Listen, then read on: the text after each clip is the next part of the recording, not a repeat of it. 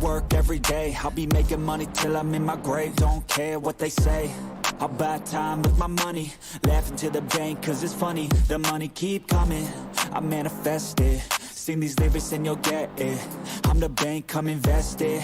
I get tracked and I have it. Money finds me attractive. I'm the type to make commas turn a profit. I'm the boss, Willy Wonka, but it ain't chocolate.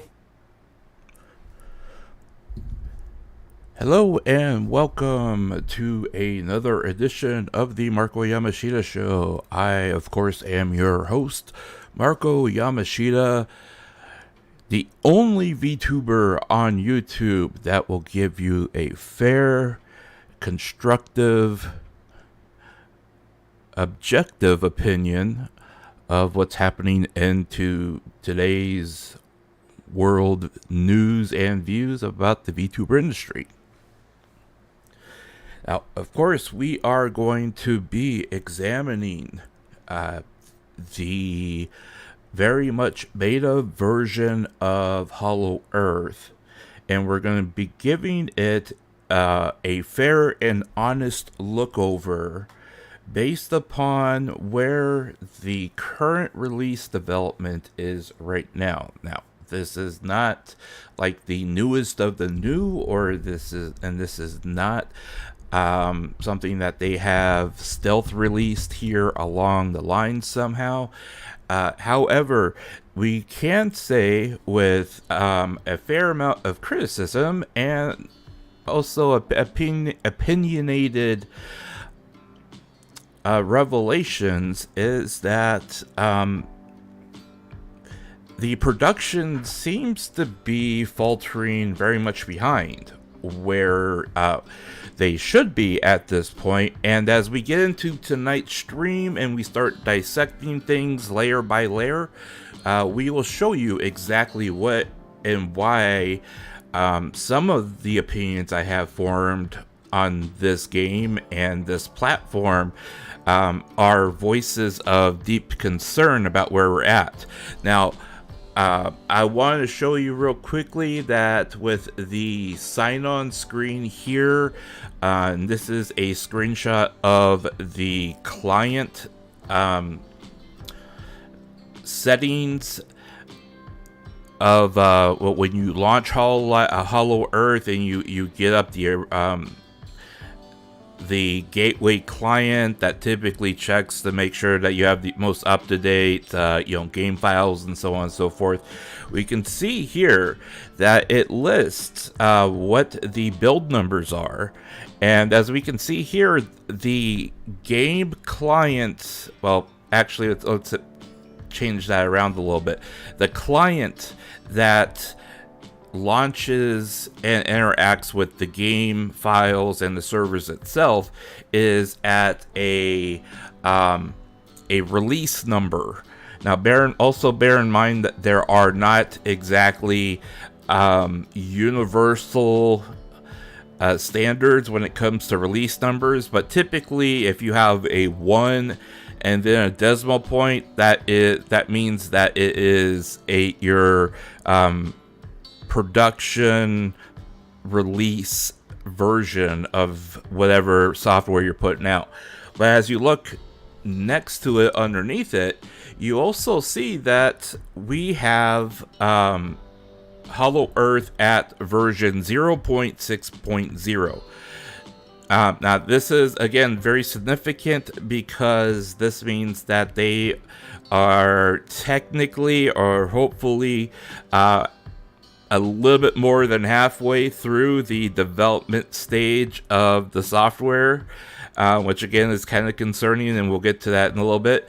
However, I also wanted to stress that there is no like ironclad number to what version of the beta they have released the public release, but I do want to bring about the fact that when we get to the next piece of information here, which I find very significant, okay, this is a copy of their third quarter financial report, and I want everyone to remember that at the end of March, that was the end of their fiscal years. And as of right now, this is the most recent report that they have until next month.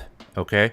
Now, according to their report here, we can see how much they have spent, and they started this project for the metaverse service of HOLOEARTH in fiscal year 2021. So we have surpassed 3 years of development right now, and typically when you see the first couple of years here, especially the very first year, that is mostly conceptualizing and figuring out,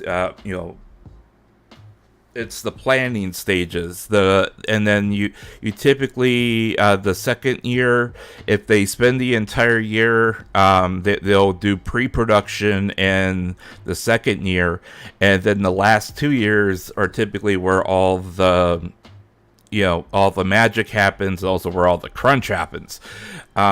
Now, when we take these four numbers together, and they have already allocated and put on the balance sheet, according to their public release, that this is how much they are anticipating on spending for the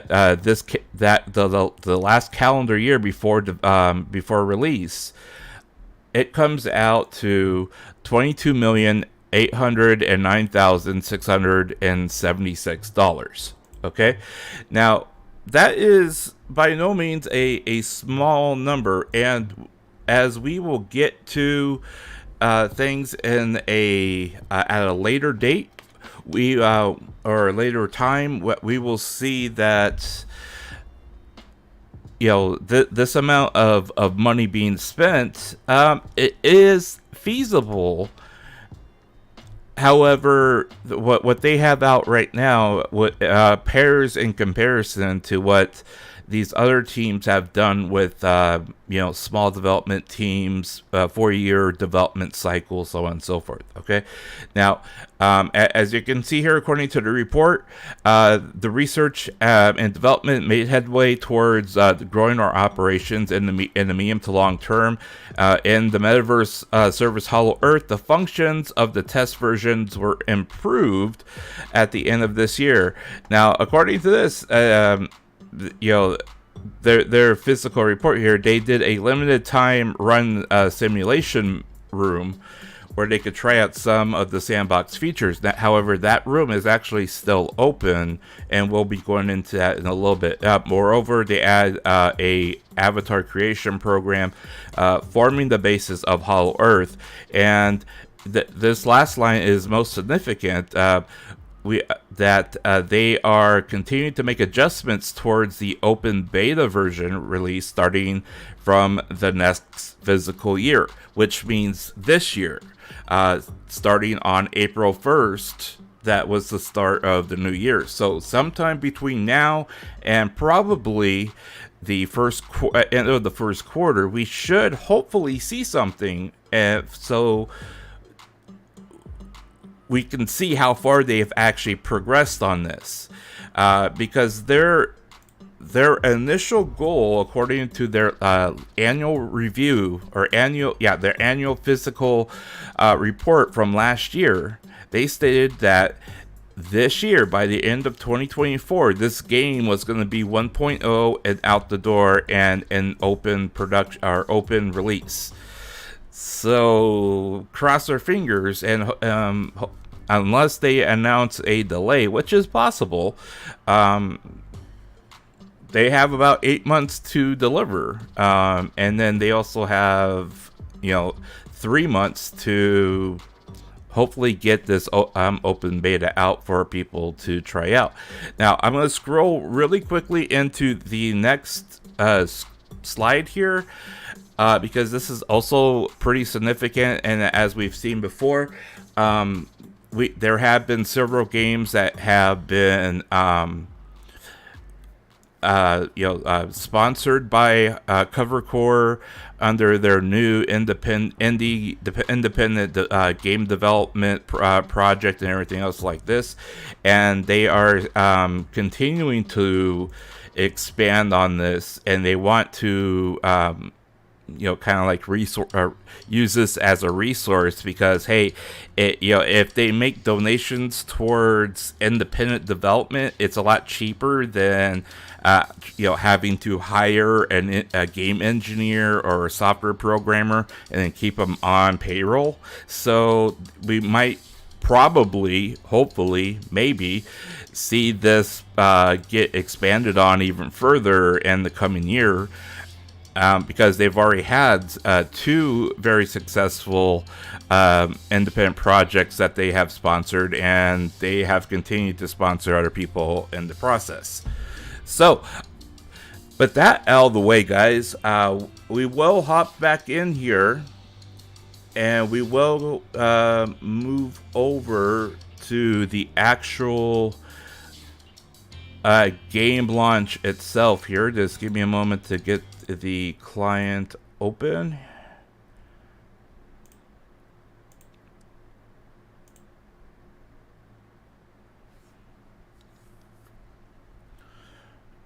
All right, and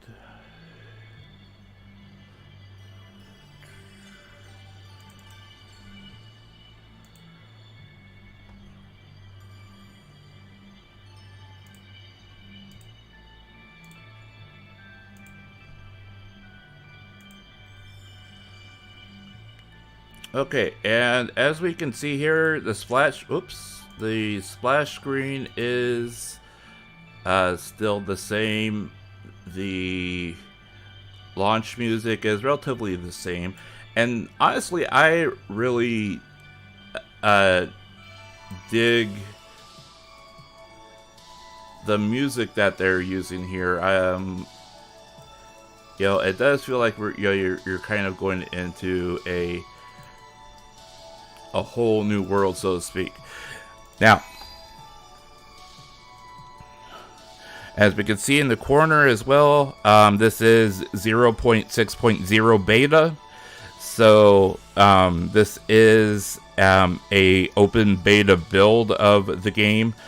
We're going to go ahead and go into the avatar creation so we can take a look and see. Beavers, welcome to the chat. This is big info. This is big info now. Really? Well, I'm not sure if you how long ago you popped in. However, I was also talking just a few minutes here ago about how the last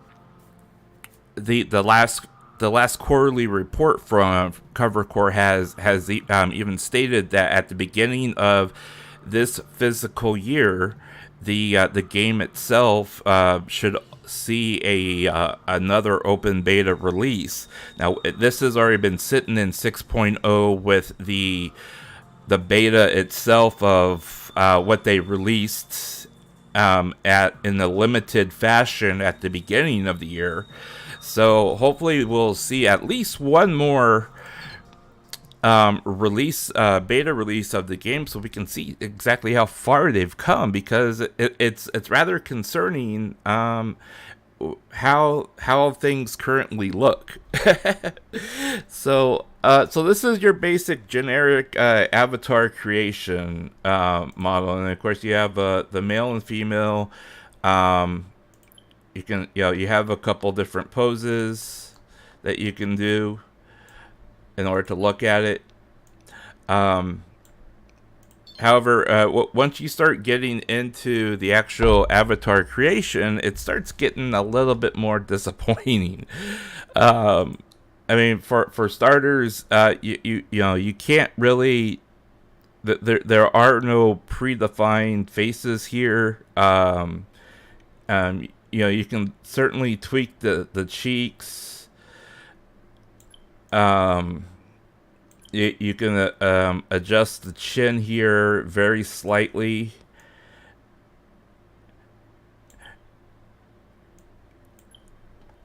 But that's about it for the face. Aside from, well, we can go to eyes here. Now you can do there are 4 sets of eyes, which I mean most of them I think would sit pretty well with what they have to offer. And at least they have a full color palette here, as for your different eye colors and whatnot. Now I'm gonna make my eyes yellow, since my eyes are they're already yellow.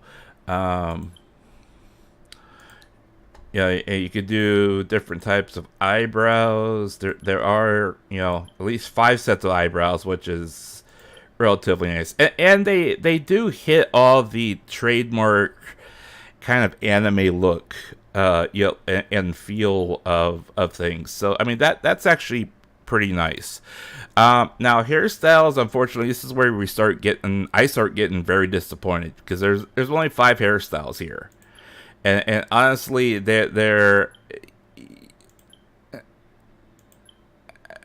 I'm not impressed.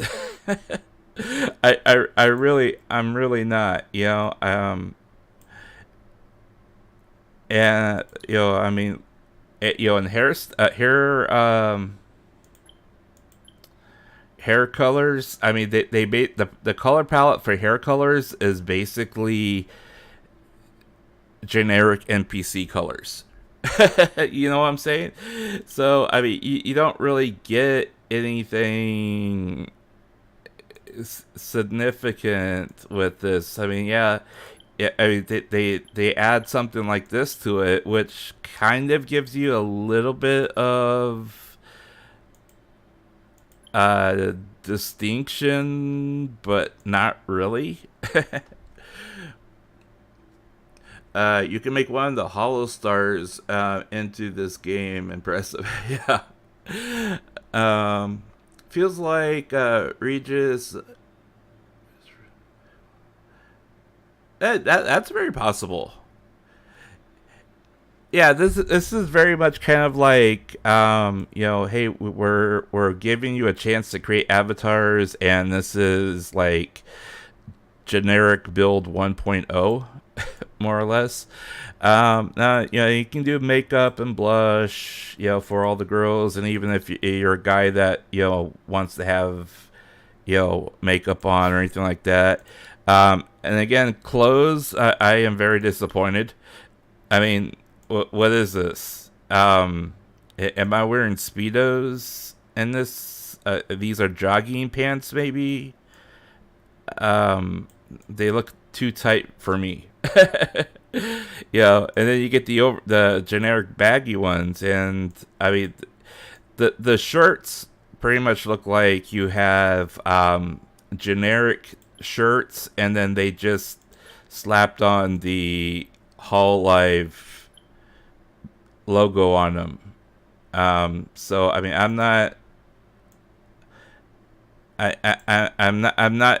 I was not impressed with this. And then of course they give an option for voices, but then there's only one voice. So, and that you can't even test it.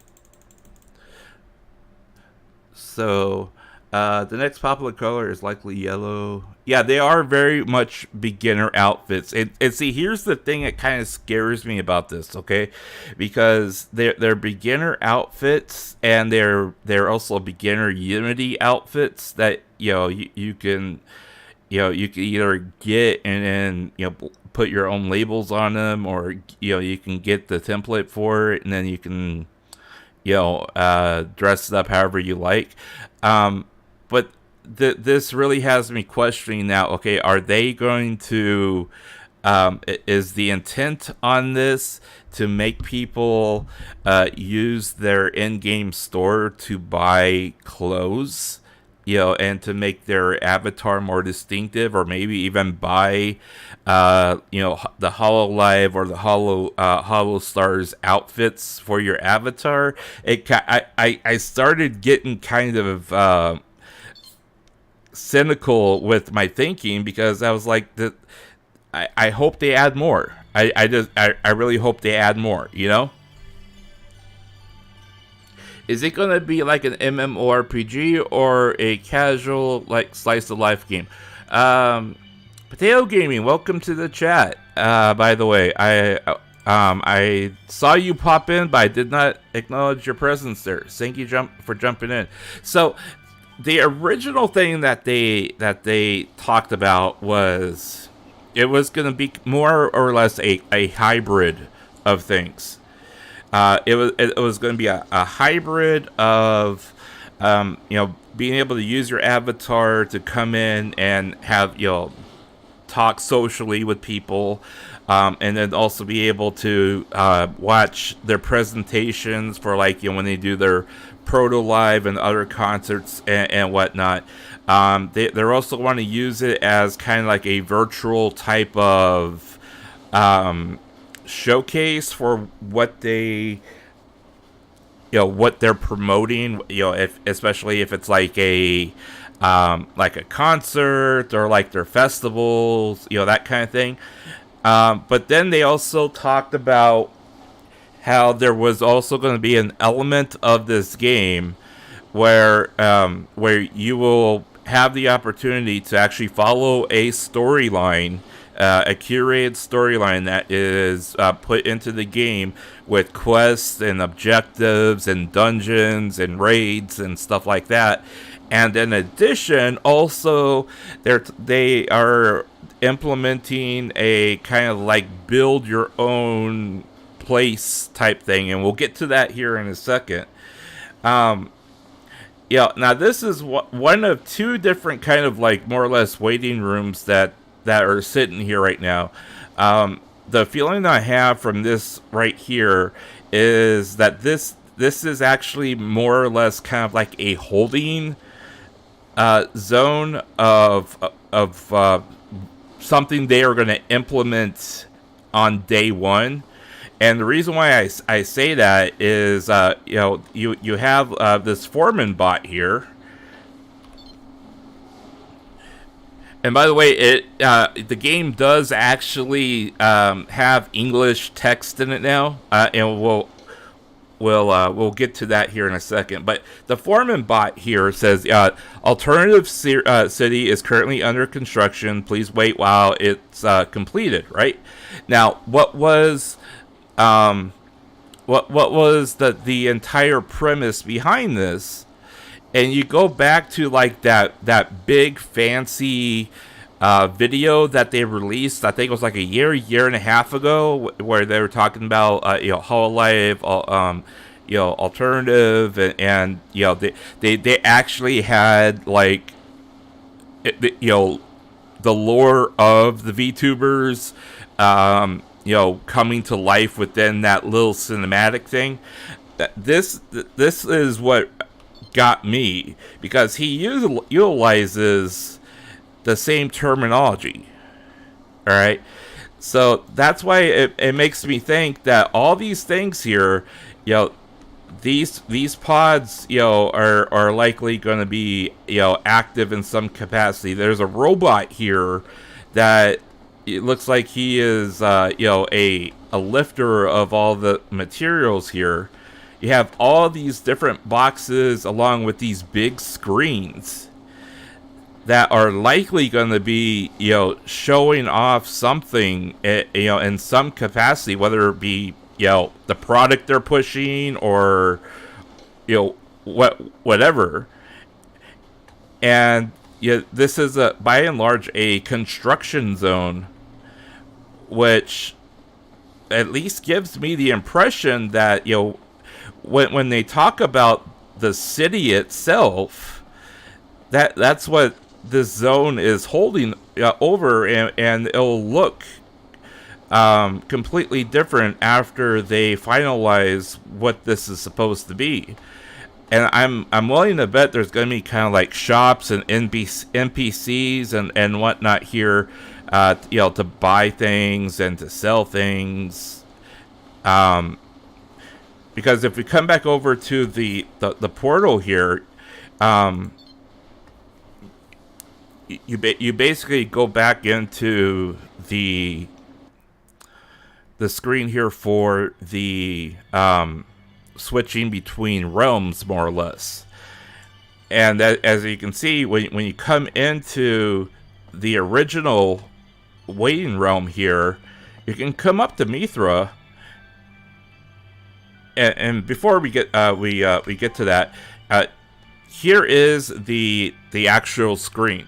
All right, this is the actual menu screen, and everything's in English now. Surprise, surprise, right? So, and you're able to, do all your adjustments here. I mean, I have the game running at 1440, in full screen mode. So, I mean, it runs pretty well. And they have a lot of different little tweaks that are in here, which is pretty, I'm impressed. They have been able to implement all this stuff. However, there isn't a lot on the screen that you can take from it right now either, so who knows how much the game engine is going to be able to handle when it has a load on it. Umberto, welcome to the chat. We are doing some very detailed exploration.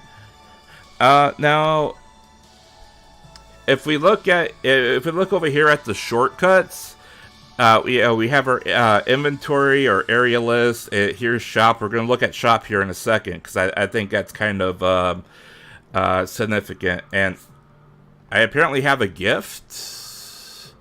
Ooh. You're giving me 250 coins, which, okay. So let's go.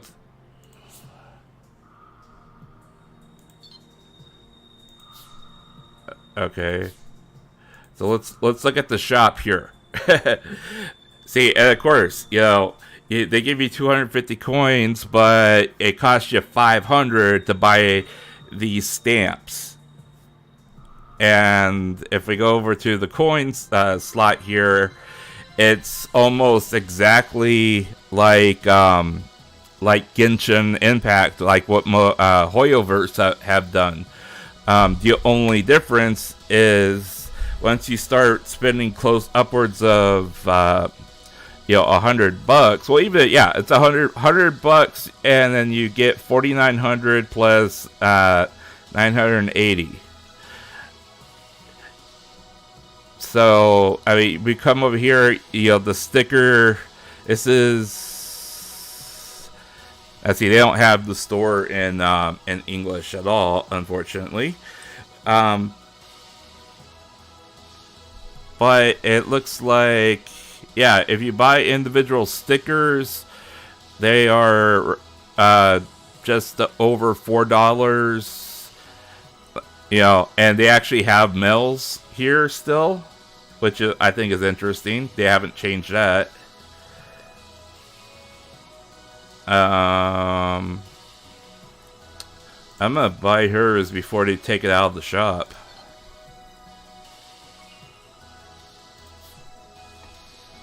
There. Now, and then you have like these party favor type things. All this is basically disposable money. You have to be willing to not care whether or not you're spending money for something that, I mean, you can't even use these stickers right now for anything because there's nothing happening online. But yeah, the pack here is $25.50, so that's probably about like anywhere from like $20 to $22 for a pack of stickers, which is kind of But again, this is a troubling sign because you're talking about right now you're not even talking about cosmetics. You're only talking about things that you are using in chat.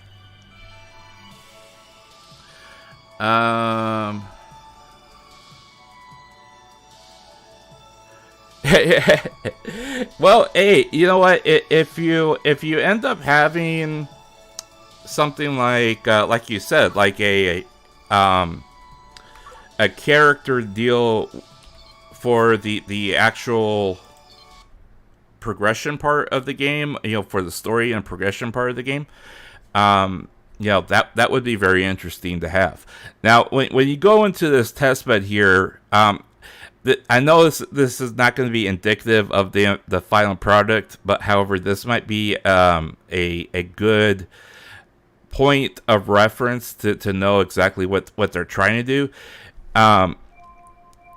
It gives you the option to go to your room or find a room to join. Now, if we go here, you probably either need to have people online who are, hosting public rooms, or people on your friends list and go visit their rooms if they have it opened or not to you.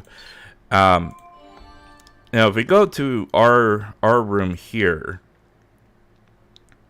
well, we can get an idea of what it looks like. Now, of course, we don't have any gear other than the pickaxe and the axe here, and as you can see, the testbed is rather limited. However, you can run, you can jump. Right click is to do something. You have a stamina bar. Gathering looks pretty generic towards everything that you typically have. This is the chopping part. All right, this is cutting down a tree.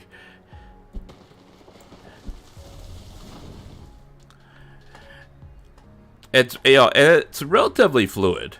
It's by no means something that you can ooh and ah about, but it's relatively fluid. Let's go with chopping down a couple more here.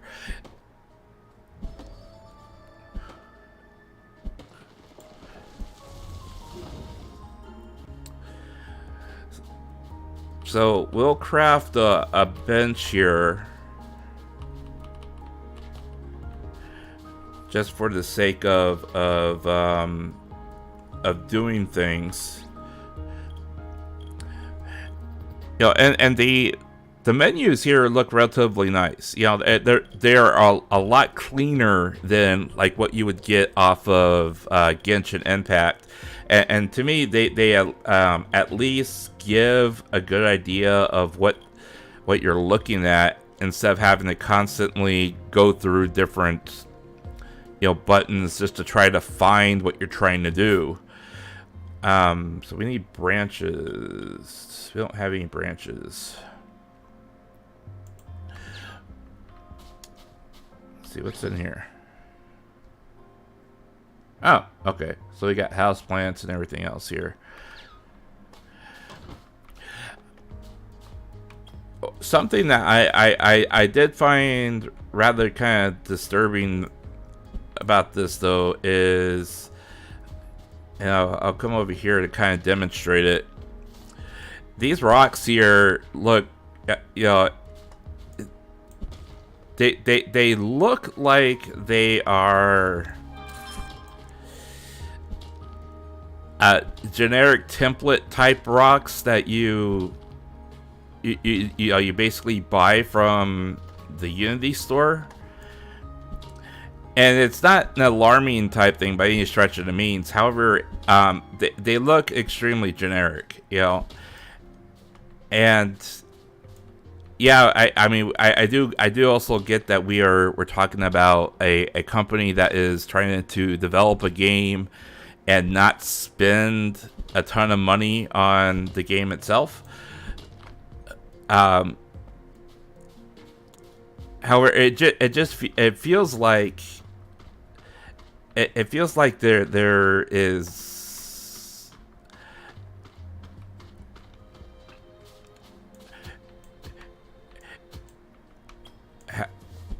like if we come over here, you can't mine anything over here, right?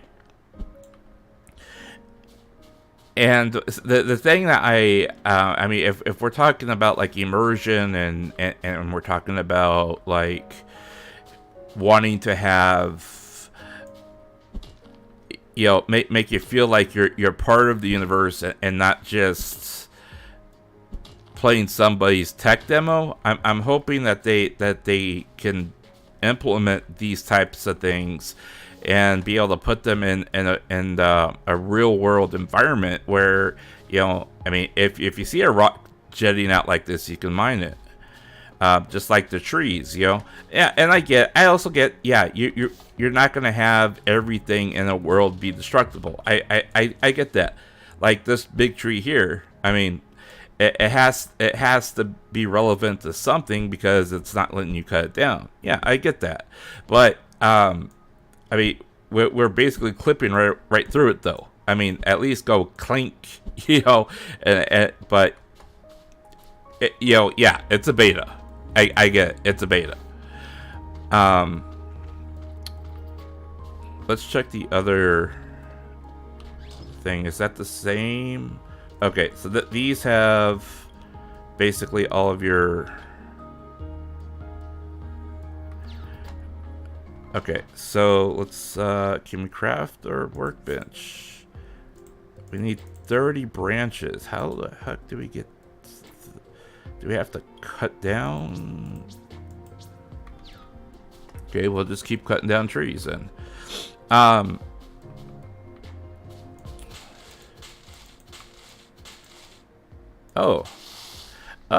okay, so these bushes are also disposable, or destructible. That's nice to know. Okay. That's the other thing I hope that I have two hands. Shouldn't I be punching with both hands? And yeah, I know I'm being overly critical of a beta that is at 0.6. I know I am. However, the thing that worries me the most about this right now is, okay, so I crafted a workbench. But I don't get to put it down anywhere? Wait a minute. So my workbench is virtual, and I don't get to place it somewhere?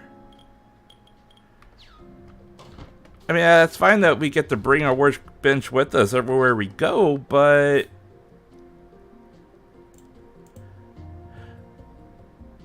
Yeah, apparently so. It doesn't hold any weight either.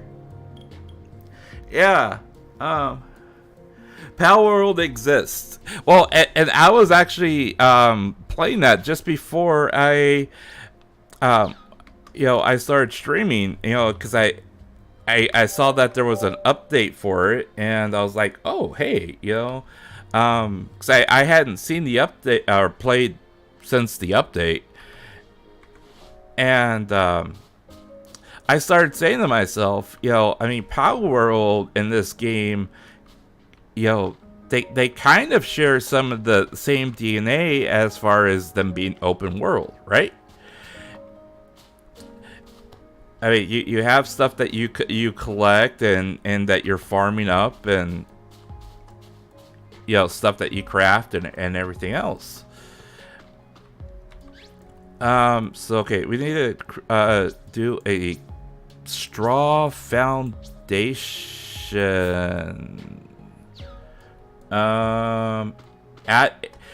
Okay, so craft one straw foundation at a workbench. But where's my workbench? Oh, we gotta go into build mode. Okay, so this again goes back to how kind of like what Genshin Impact was like. Got ya. Okay. Hopefully they put a help tip with that, so you're not completely looking like a bonehead like what I was just now. Okay, so that's your chest, shabby. Okay, a wild boar plushie. Why does it feel like they picked a reject from character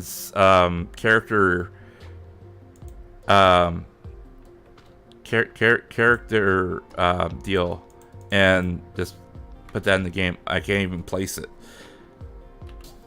Okay. Where's my workbench? Okay, so is this my workbench? Okay, that's my workbench. Okay. So, straw foundation. Okay.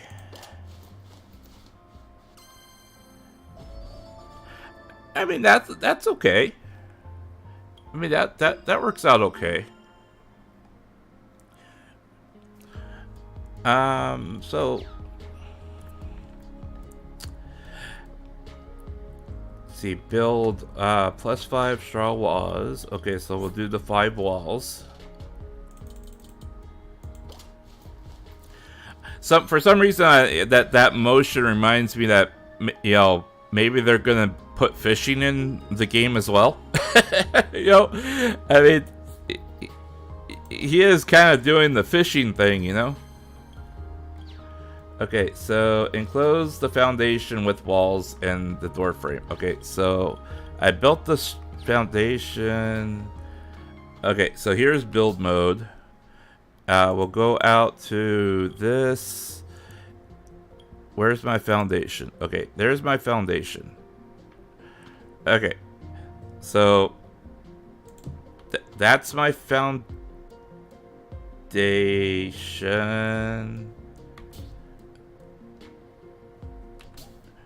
All right, and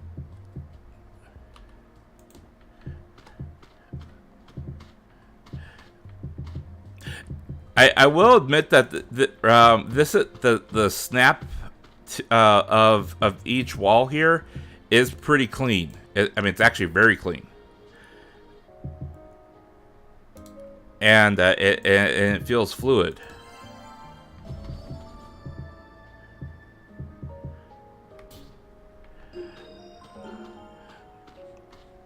So that is actually not bad, and it looks a lot less glitchy than what the last live stream that Yago did with a bunch of their talent. You know, you're not. There is still some glitches, you know, glitching through here, like with you know, because you're basically interacting with something you just practically put down, and the game doesn't realize it right away. But that does actually feel good. I gotta admit, this is the closest we ever get Marko to play Minecraft out of nowhere. Well, I actually am a part of a Minecraft server that other VTubers have put together and done stuff on and stuff like that. The 99% of them are JP, but there is some pretty interesting stuff that they have built. So I am planning on playing it sometime in the relative future. But not, you know, just not right away here, because there's so much other stuff that I would really like to do, you know, in games I still haven't finished or played yet. So, but we'll get there. We'll get there. So it's okay. So we go back to our build, and then we got our roof. I mean, this. I will give them a lot of credit. I mean, the snapping of each module is really clean. It's extremely clean. I mean, even with Pal World, you tend to get a bunch of like jumping around, like you're trying to put a wall in or trying to put a ceiling in, and you're just kind of like getting this type of thing, trying to get it in the right spot. And yo, this is actually snapping exactly where my camera is going. So that is really good. I do like that. Now, as you can see in the bottom of the screen here as well, there is a drink and food bar that they're implementing in here as well. So you know there is going to be a hunger and thirst mechanic to it. That kind of, again, that kind of goes back to me. I know I'm being a little cynical, but that kind of scares me because, I mean, there are so many mechanics that they are putting into this game. And this relatively is, I mean, the crafting part of this, you know, I think is relatively solid. In my opinion, it's relatively solid. It looks a lot cleaner than the last build that I was able to test offline when I wasn't streaming, and it is a lot cleaner than the last streams that the girls in Hololive did with Yago. So I do want to give them a lot of props with that. We got smelting, and you can do it well.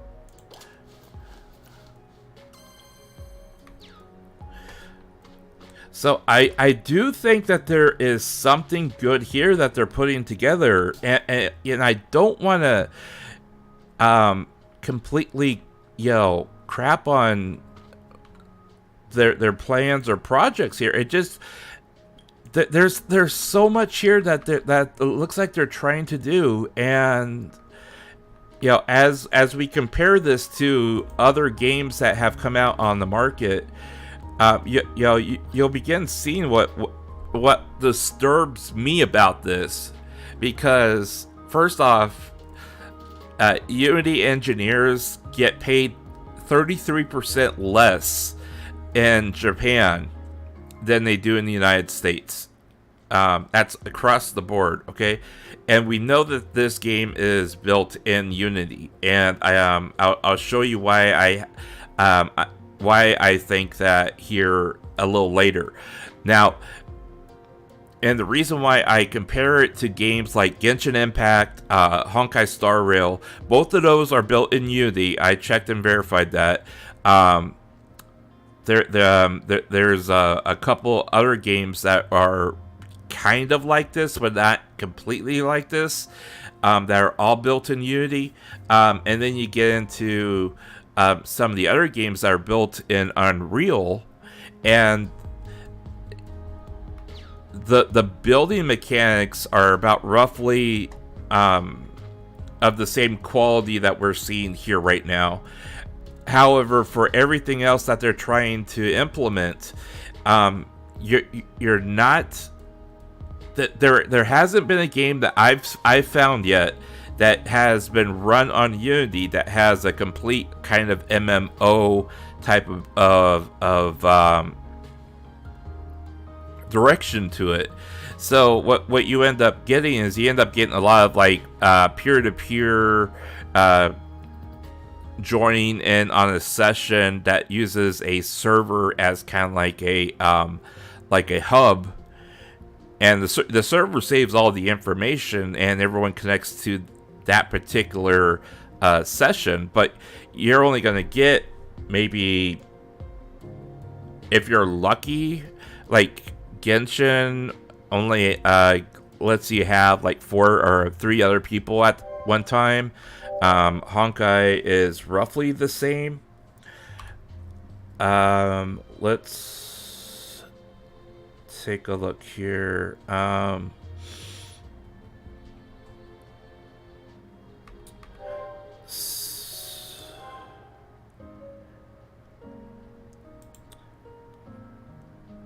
This is going to be changing that area. I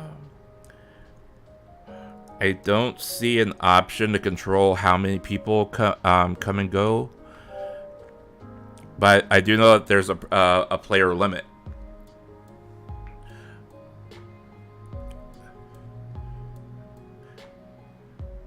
I think that, okay, so, I mean, if we look at what we have here so far, there is definitely a a good possibility that there's going to be like some kind of fishing component in it. And again, as a point of reference, you know, Genshin Impact has a fishing mechanic in it. And it's actually quite, you know, it's a relatively fun one. I enjoyed it. You know, you have like your stuff harvesting here. You know, you come up to. Here's the thing. You know, so we go up to our smelter here, and it's. I don't want to throw it away. Did I throw it away? Okay, there it is. So, and I'm guessing I gotta use lumber, maybe?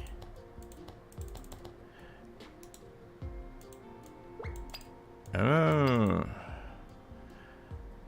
I wonder what you gotta use for fuel here.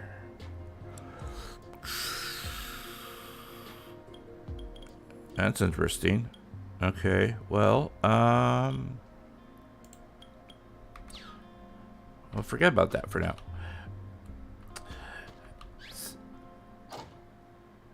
Okay, so then there's your chest.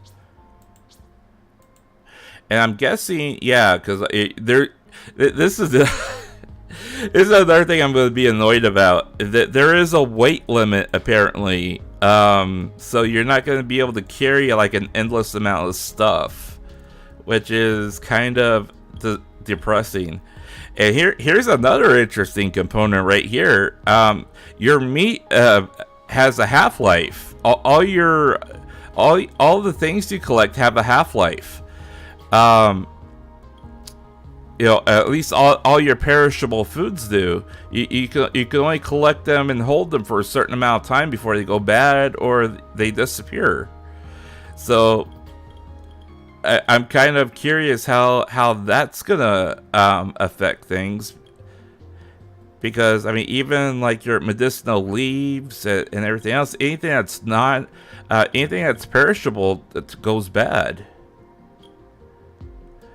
That's kind of scary, you know.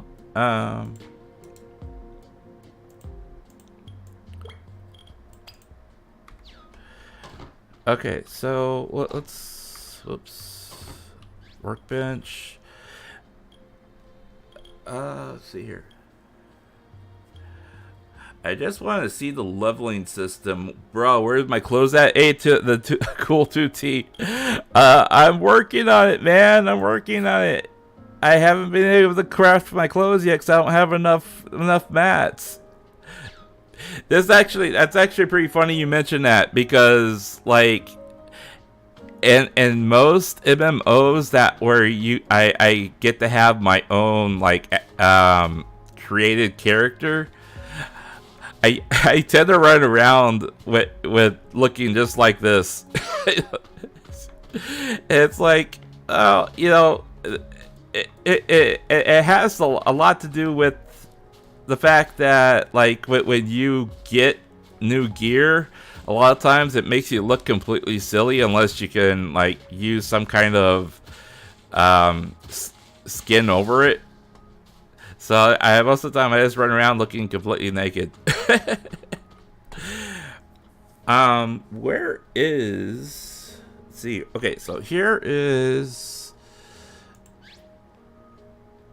Okay, so we basically finished all of our quests, I guess. We can do a campfire. Okay.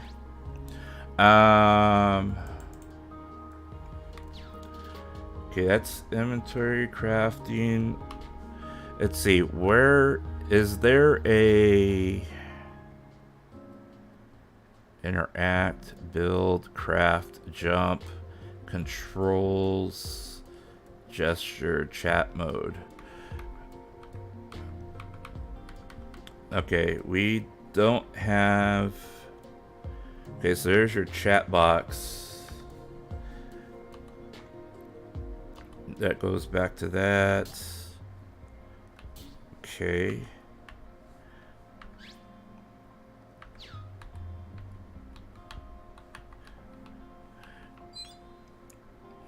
Oh, that's photograph mode. Okay, that's pretty cool.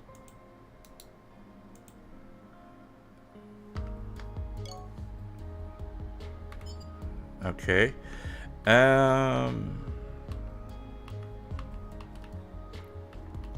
Yeah, there is no...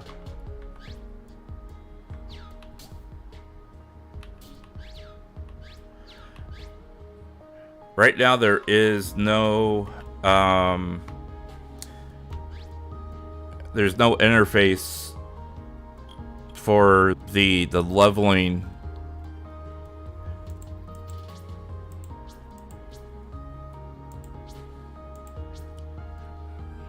Yeah, there is no interface for it, so I was thinking that maybe if I could double click myself and do it, but no, there's no interface for it. In fact, you know, I mean, other than your gathering and crafting stuff, I mean, there doesn't seem to be a... There doesn't seem to be anything for...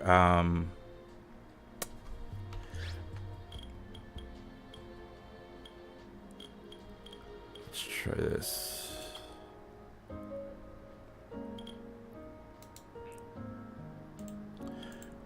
Yeah, there is no interface to actually drop this in. You have to go into your inventory here.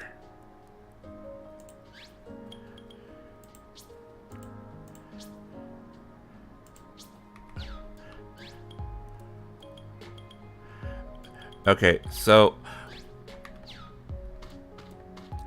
this, yeah, this right here looks a lot like a proof of concept type thing, you know, and a vertical.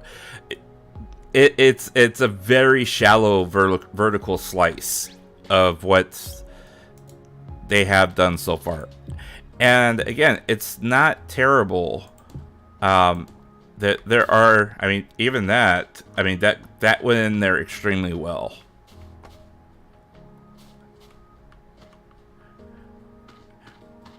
And apparently, your house level, as you can see at the bottom here, there appears to be some type of buff that you get with your house level. I have no idea what he's waving and doing there, but because I'm not doing that.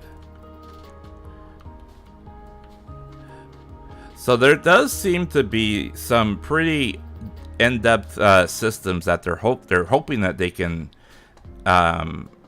implement here at some point.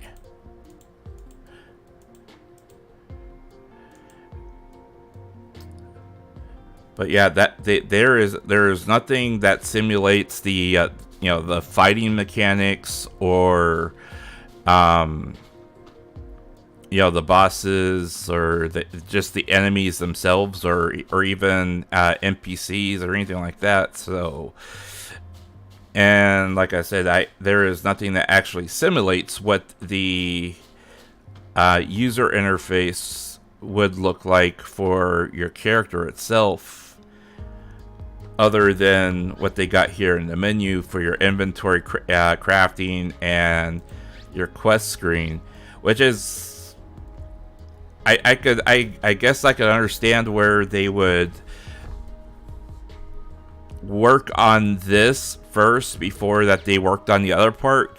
The fact that they have the other the HoloLive members and the HoloEarth people, or HoloStars, likely they have their models active in the game in some capacity, especially if they're playing the beta part online or on stream.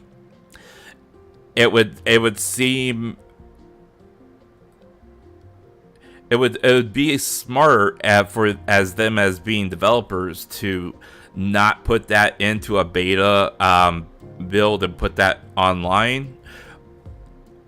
You know, similarly, because they were pretty much just showing us proof of concept when they were playing this with Yago. But want to go back here,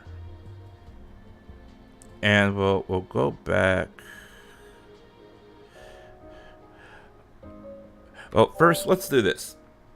So, I want to I do want to show you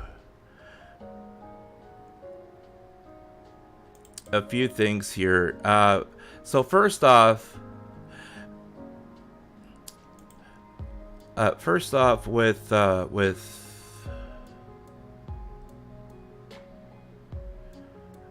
let me close this real quick here.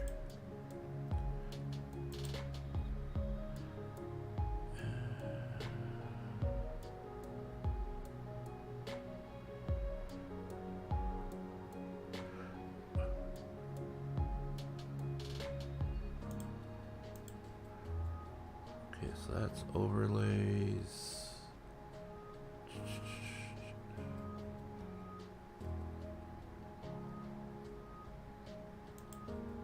There we go. Okay. So,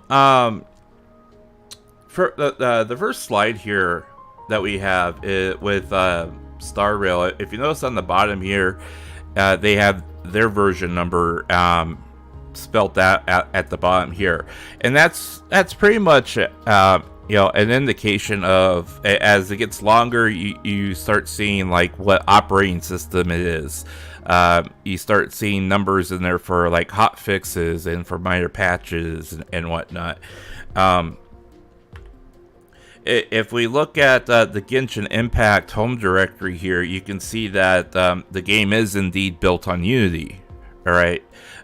Same thing with Honkai Star Rail, and as opposed to those two games, the Lightyear Frontier is built on Unreal, and we're going to look at this game that is in early access in a second as we compare it to what we are currently looking at with the simulation room here. And again, Star Rail here is built in Unity. So, and the reason why I come back and I bring those up is because if we look at what is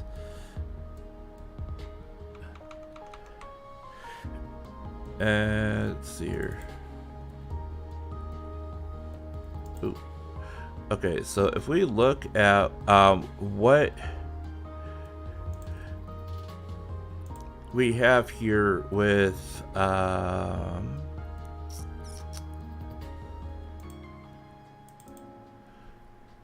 oops, that's not it. There it is. Okay.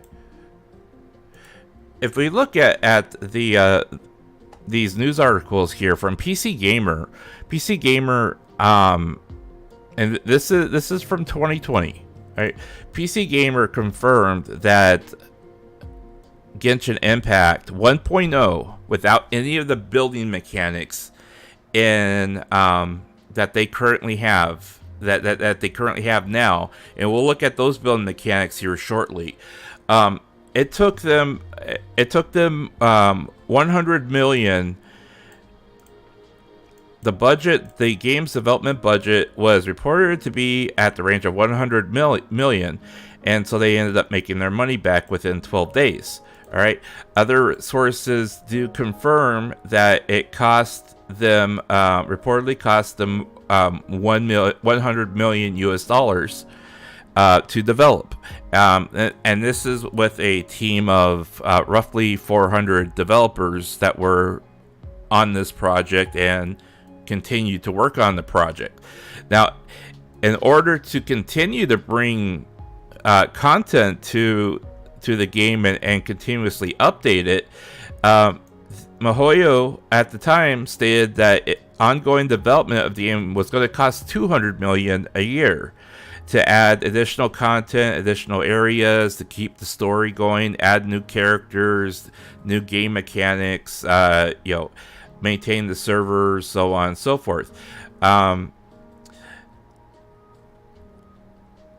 And there was an article that that the president of development for MiHoYo did this kind of like sit down casual interview with a Chinese publication, where he confirmed that it was 100 million to make the game and it would cost 200 million every year to keep the project going. All right. Now, they didn't implement the actual building mechanic of the game until way later. I believe that they had released the snow area in Genshin, and it took an additional 6 to 8 months after they released the building area in the game in order to get it in a stable environment, so it wasn't completely imploding on itself.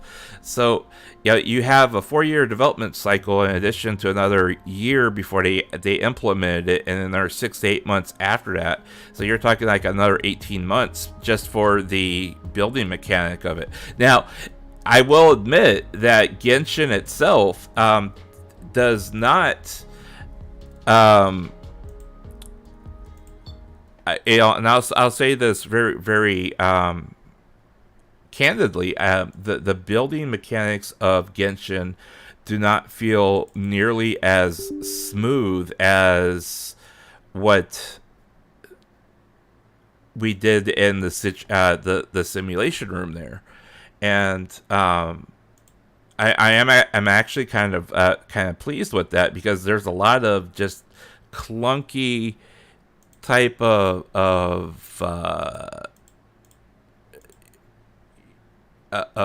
building when it comes to Genshin itself. Here, let me get this up.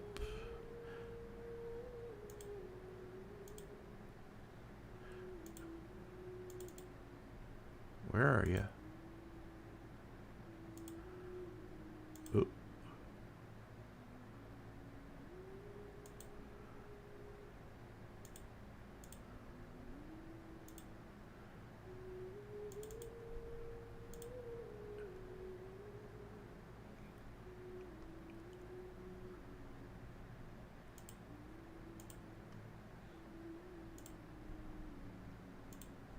There you are.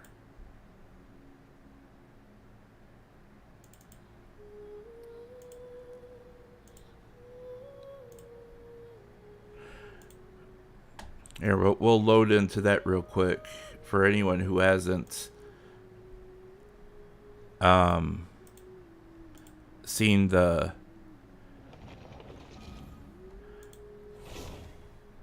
building mechanic on here.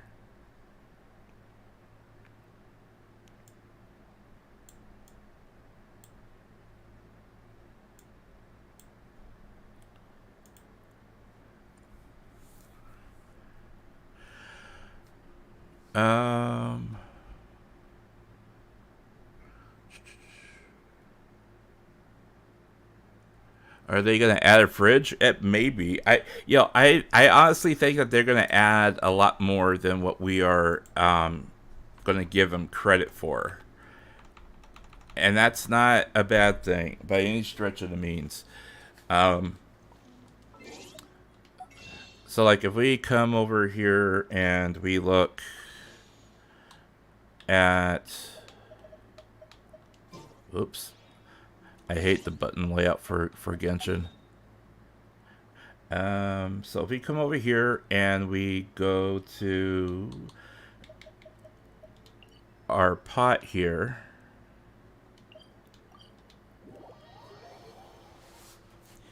as you can see, before I stopped playing Genshin, I wailed on it pretty hard.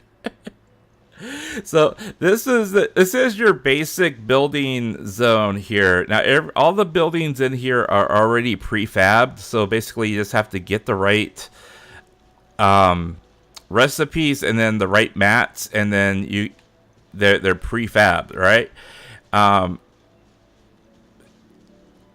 Most of the zones here you can build on, but like they're basically like islands. They're islands to themselves, more or less. And we'll go into build mode here just to show you. Like I said, all the stuff in here is prefabbed, so you basically just pick what buildings you want. I mean, you can add animals, you can add buildings, you can add furnishings. You know, it is pretty in depth, and it's not a bad thing. But there is a lot to be said about how long it took for them to be able to get this in a stable state for them to get it to where you can actually let people come into your own zone, because there was just so much stuff that was messing up when they were doing this. So you can actually put cats in the zone and they can wander around, which I thought was pretty cool. Yeah, you can change your main house to how it looks. So I mean, this in itself is, it's the interface is a lot better, but it's still extremely clunky, because I mean, the way that they have all the menus here is just a very big chore to try to get through. And then add that to the fact that if we go back, let me get back to hold delete. Okay. And if we get to get down to it, you have to be able to, you can only build 5 things at a time for like furnishings and housing and stuff like that, which is a real downer, because there's a queue for it, and then there's also a time. Some of it, it takes up to 14 hours to make things, which is, no one wants to wait around for that. You want to be able to build it and then place it when you're in a building mood. So, that's another thing that HOLOEARTH does have over a rival game like Genshin that has that kind of mechanic in it, because you're able to just gather the mats, be able to craft it in your crafting bench, and you can automatically put it up, and you're done. You don't have to wait for a timer, and you're not looking to try to figure out how to make your timer go faster, or spend coins or primos to make that timer go faster. You know what I'm saying? So hopefully they don't get that into their heads that, hey, if we monetize the building process, then we can make them paid in order to make it go faster. I hope they don't do that. Yeah, I really do. But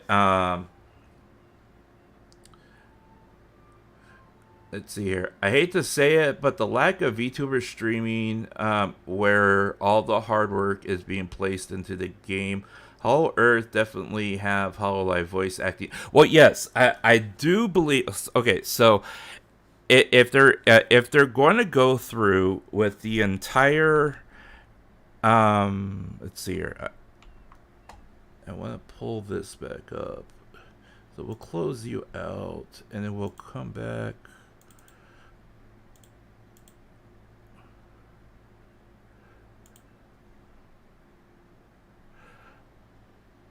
Over here. Okay, so we'll go HoloLive alternative.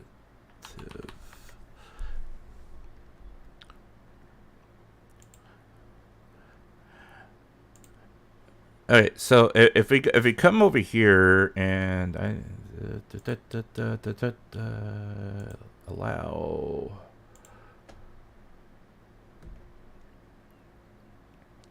So if we come over to HoloLive alternative, and let me get this. Actually, let's remove my overlay here so you can see everything. All right. So if we judge it by what they are doing with Hololive Alternative, and we got all that trusted. Okay. Come on here.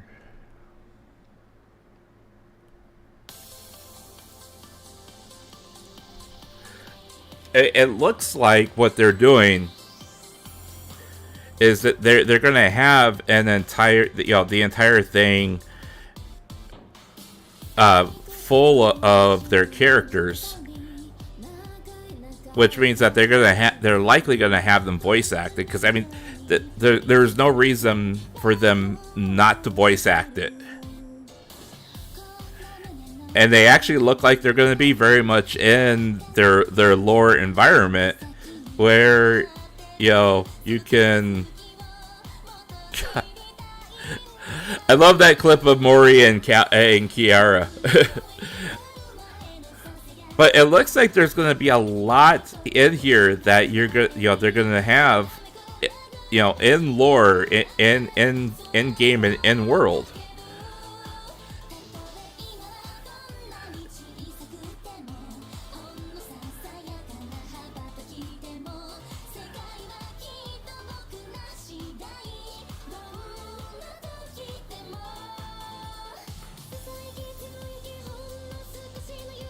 That makes me so sad that Mel's not going to be able to be a part of this. I mean, she's already part of the lore.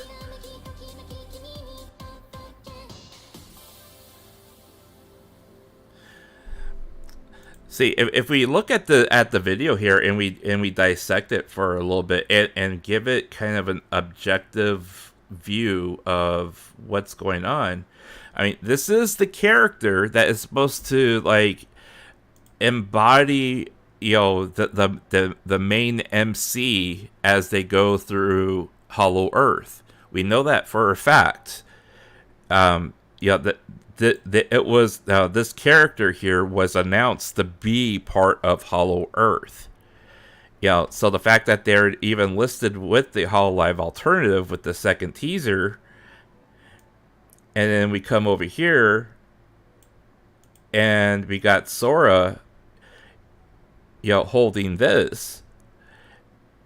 Sora and that character are the two main things that, when you look at the publishing aspect of HOLOEARTH, that's where they are. That's who they are. So I honestly believe that if we take a look at the video here, I mean, there's some aspects of this video that, I mean, it could just be creative license when it comes to everything on here. But if you look at, let's see, let's come back here. There are portions of it, like I mean, like right here, for example.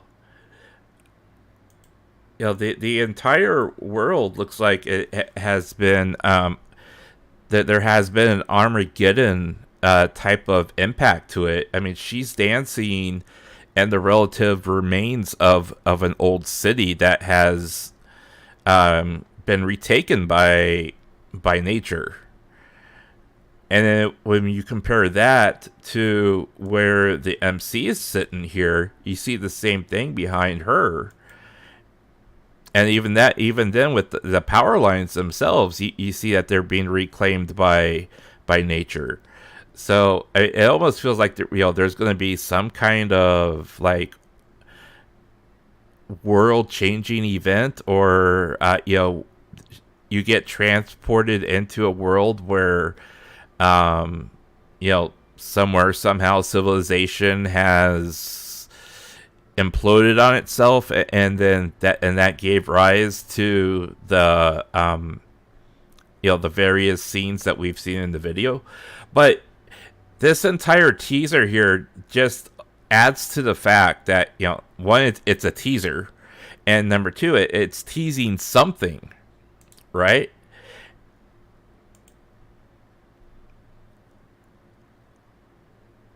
You're not going to give me the translation for that. Okay.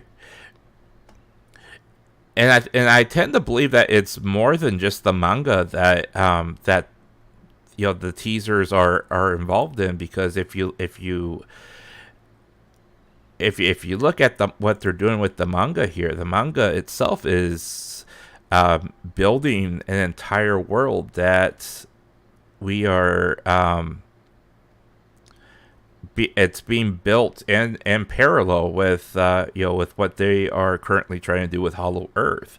So if they're gonna add any kind of actual main story thread through the entire thing, I could see where a lot of what we have here is going to be in the game, and then you're also going to have the girls themselves doing various voice acting work for maybe that, like we've talked about before, that there's going to be a gacha where you have the various girls be a playable character, and yet you have to roll for them. I can see Sora being more of like a support character. Same thing with I could see Callie being a main DPS. I can see so many. Actually, Sora could actually be kind of like a tank. Because she calls out her mascot, and her mascot tanks for her. That kind of thing. So I do think there's a lot of mechanics that can be built into it.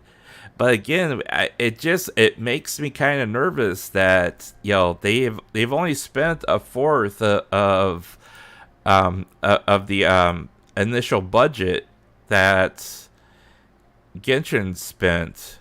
Now, this is the other nice thing about this too, that they have in their favor. Since Genshin and Honkai Star Rail and Tower of Fantasy and a lot of these other games have come out that have utilized the same engine, utilize Unity, there is enough there to where more than likely they can look and see what they've done and then build upon what they've done, and it made the pre-production a lot quicker, as opposed to having an entire team that is coding almost from scratch.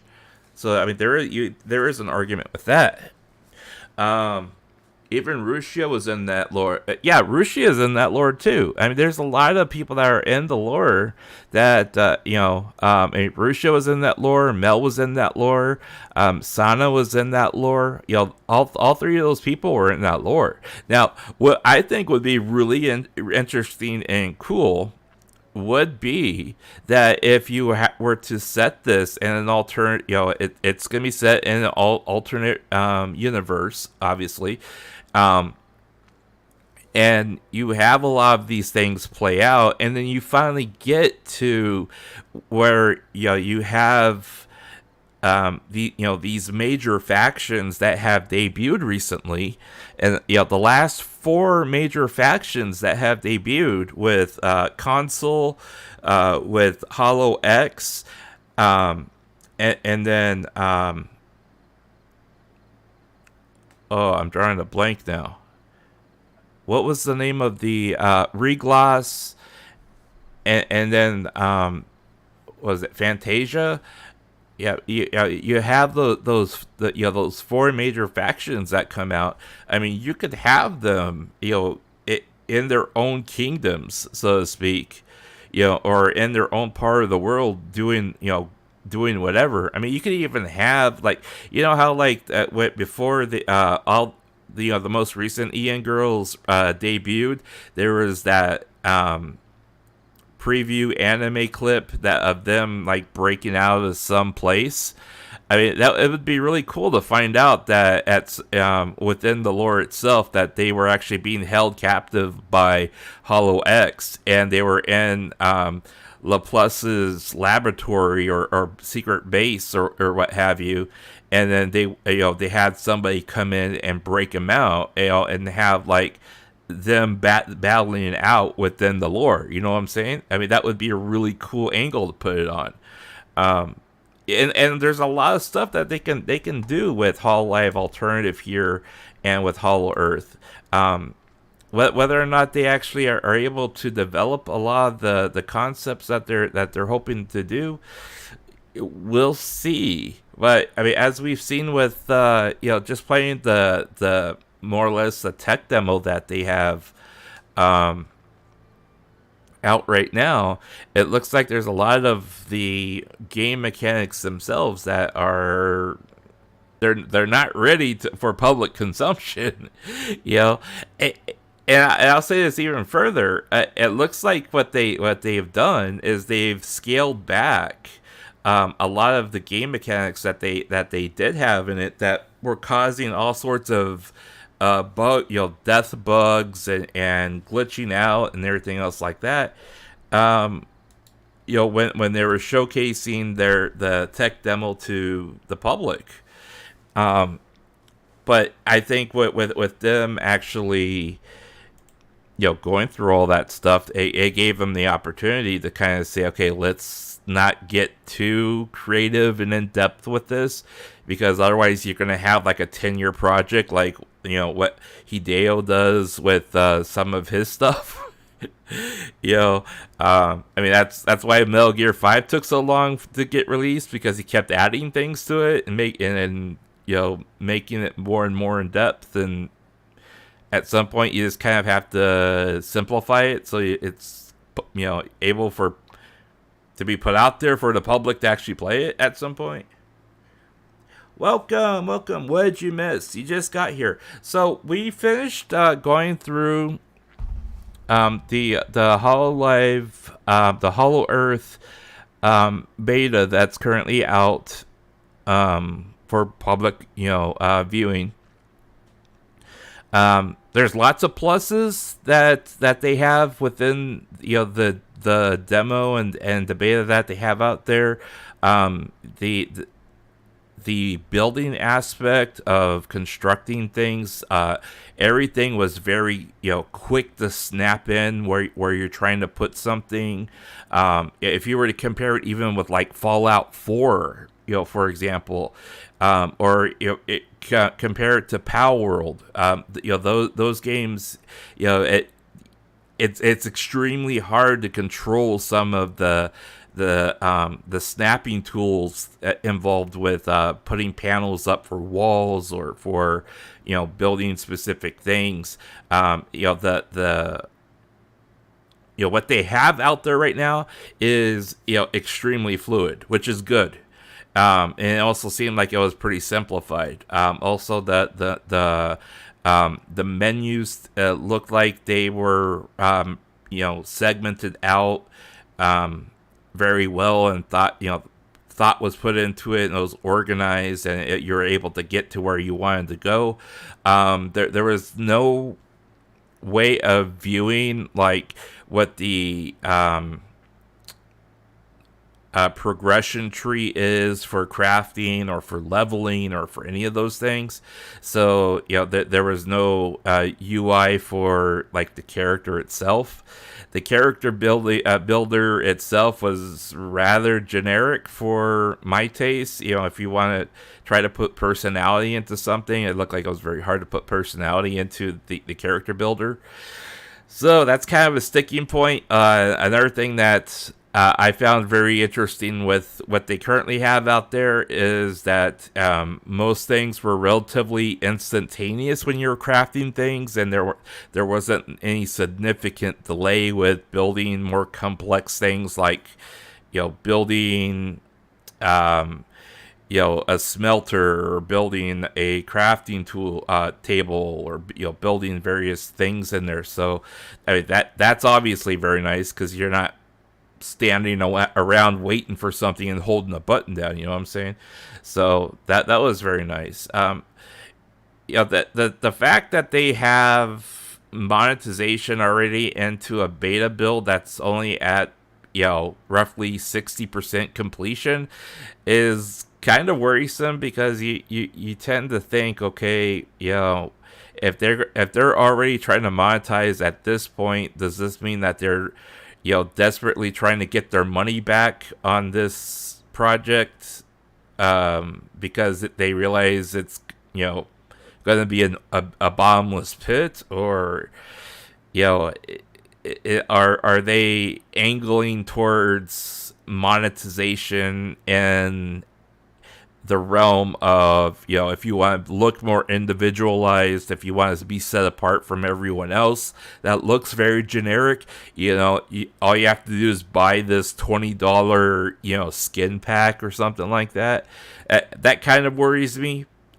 To be honest, it really does worry me. So yeah, we'll have to see. You have no clue what it's about? Okay, so we will briefly just kind of go back and look at some of these things here.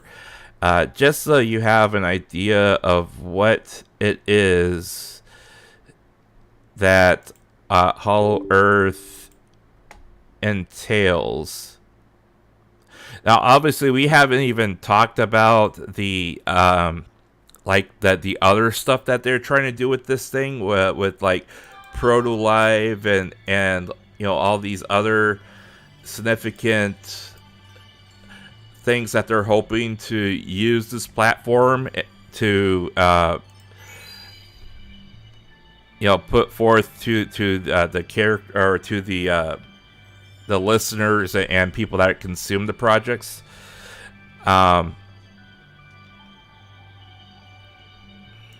You know, typically, like when you wanted to go watch one of those proto lives, you would go into this room here, and then you'd come up to the main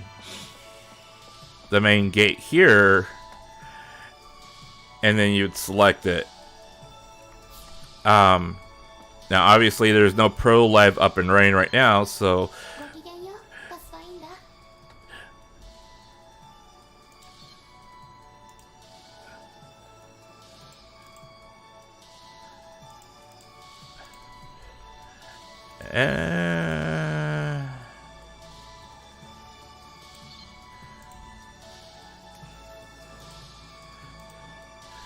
okay, so we'll go into the simulation room one more time.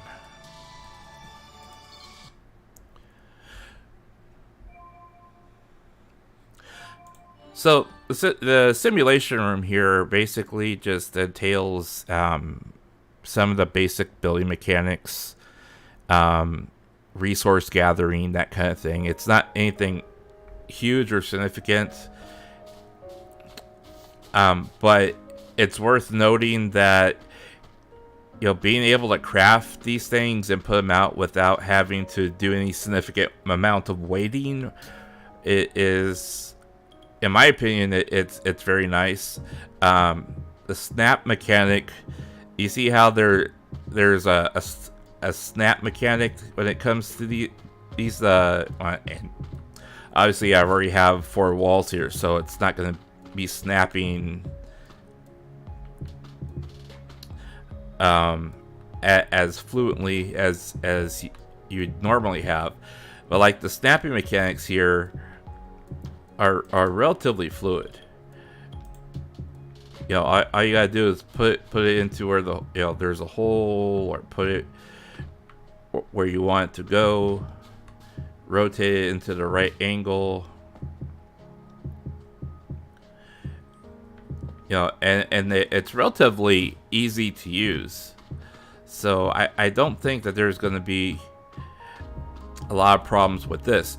Now, if I did just realize that it seemed like the last time that they showed the building mechanic with this, there was like some amount of waiting that they were doing, and then of course they were hitting a lot of death bugs by building and doing stuff. But it feels like they, you know, I mean, they've basically taken out all the waiting aspect of, you know, putting these things in here. So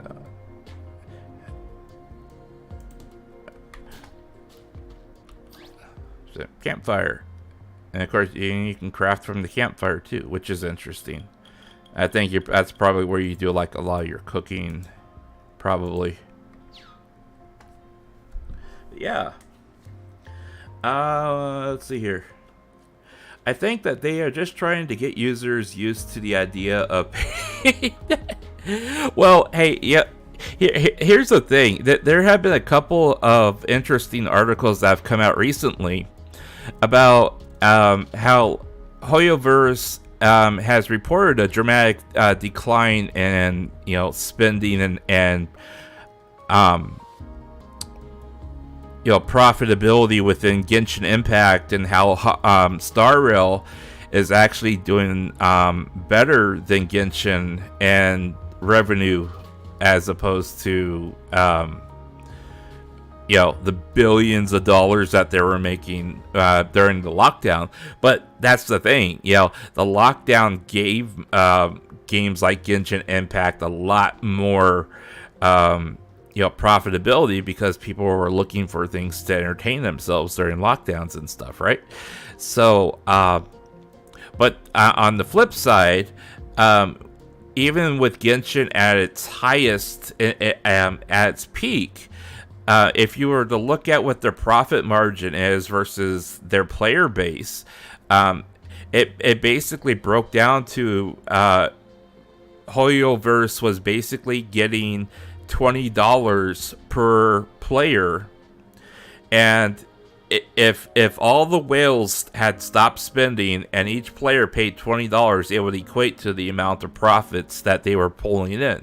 So, the fact that they were getting billions off of a 5% tile of the player base, I mean, that kind of speaks volumes, right? So say like Cover Core, gets this game out to release state 1.0, all right, and you have they've spent $23 million on development. That basically means that they would have to have 100 people or 1 million people spend $23 a piece, and they would at least break even. And that there's gonna be people that spend more than that. Of course, there's gonna be people that don't spend anything. But even if you were to compare the whaling to what they typically do, as far as like merchandise goes, it's not like you're gonna need a lot of people to spend a lot of money. You just have to have a lot of people spend a little bit amount of money, and you at least break even for the first year and then start profiting the next year, assuming that they can continue a development cycle for additional content under these circumstances. Their financial reports do not indicate anything right now at all about them forecasting how much it's going to cost to upkeep this game or this platform once they get into an operational state. That they're essentially just saying, okay, it's cost us $23 million in development costs. That's it. If we take what they have spent over the last year,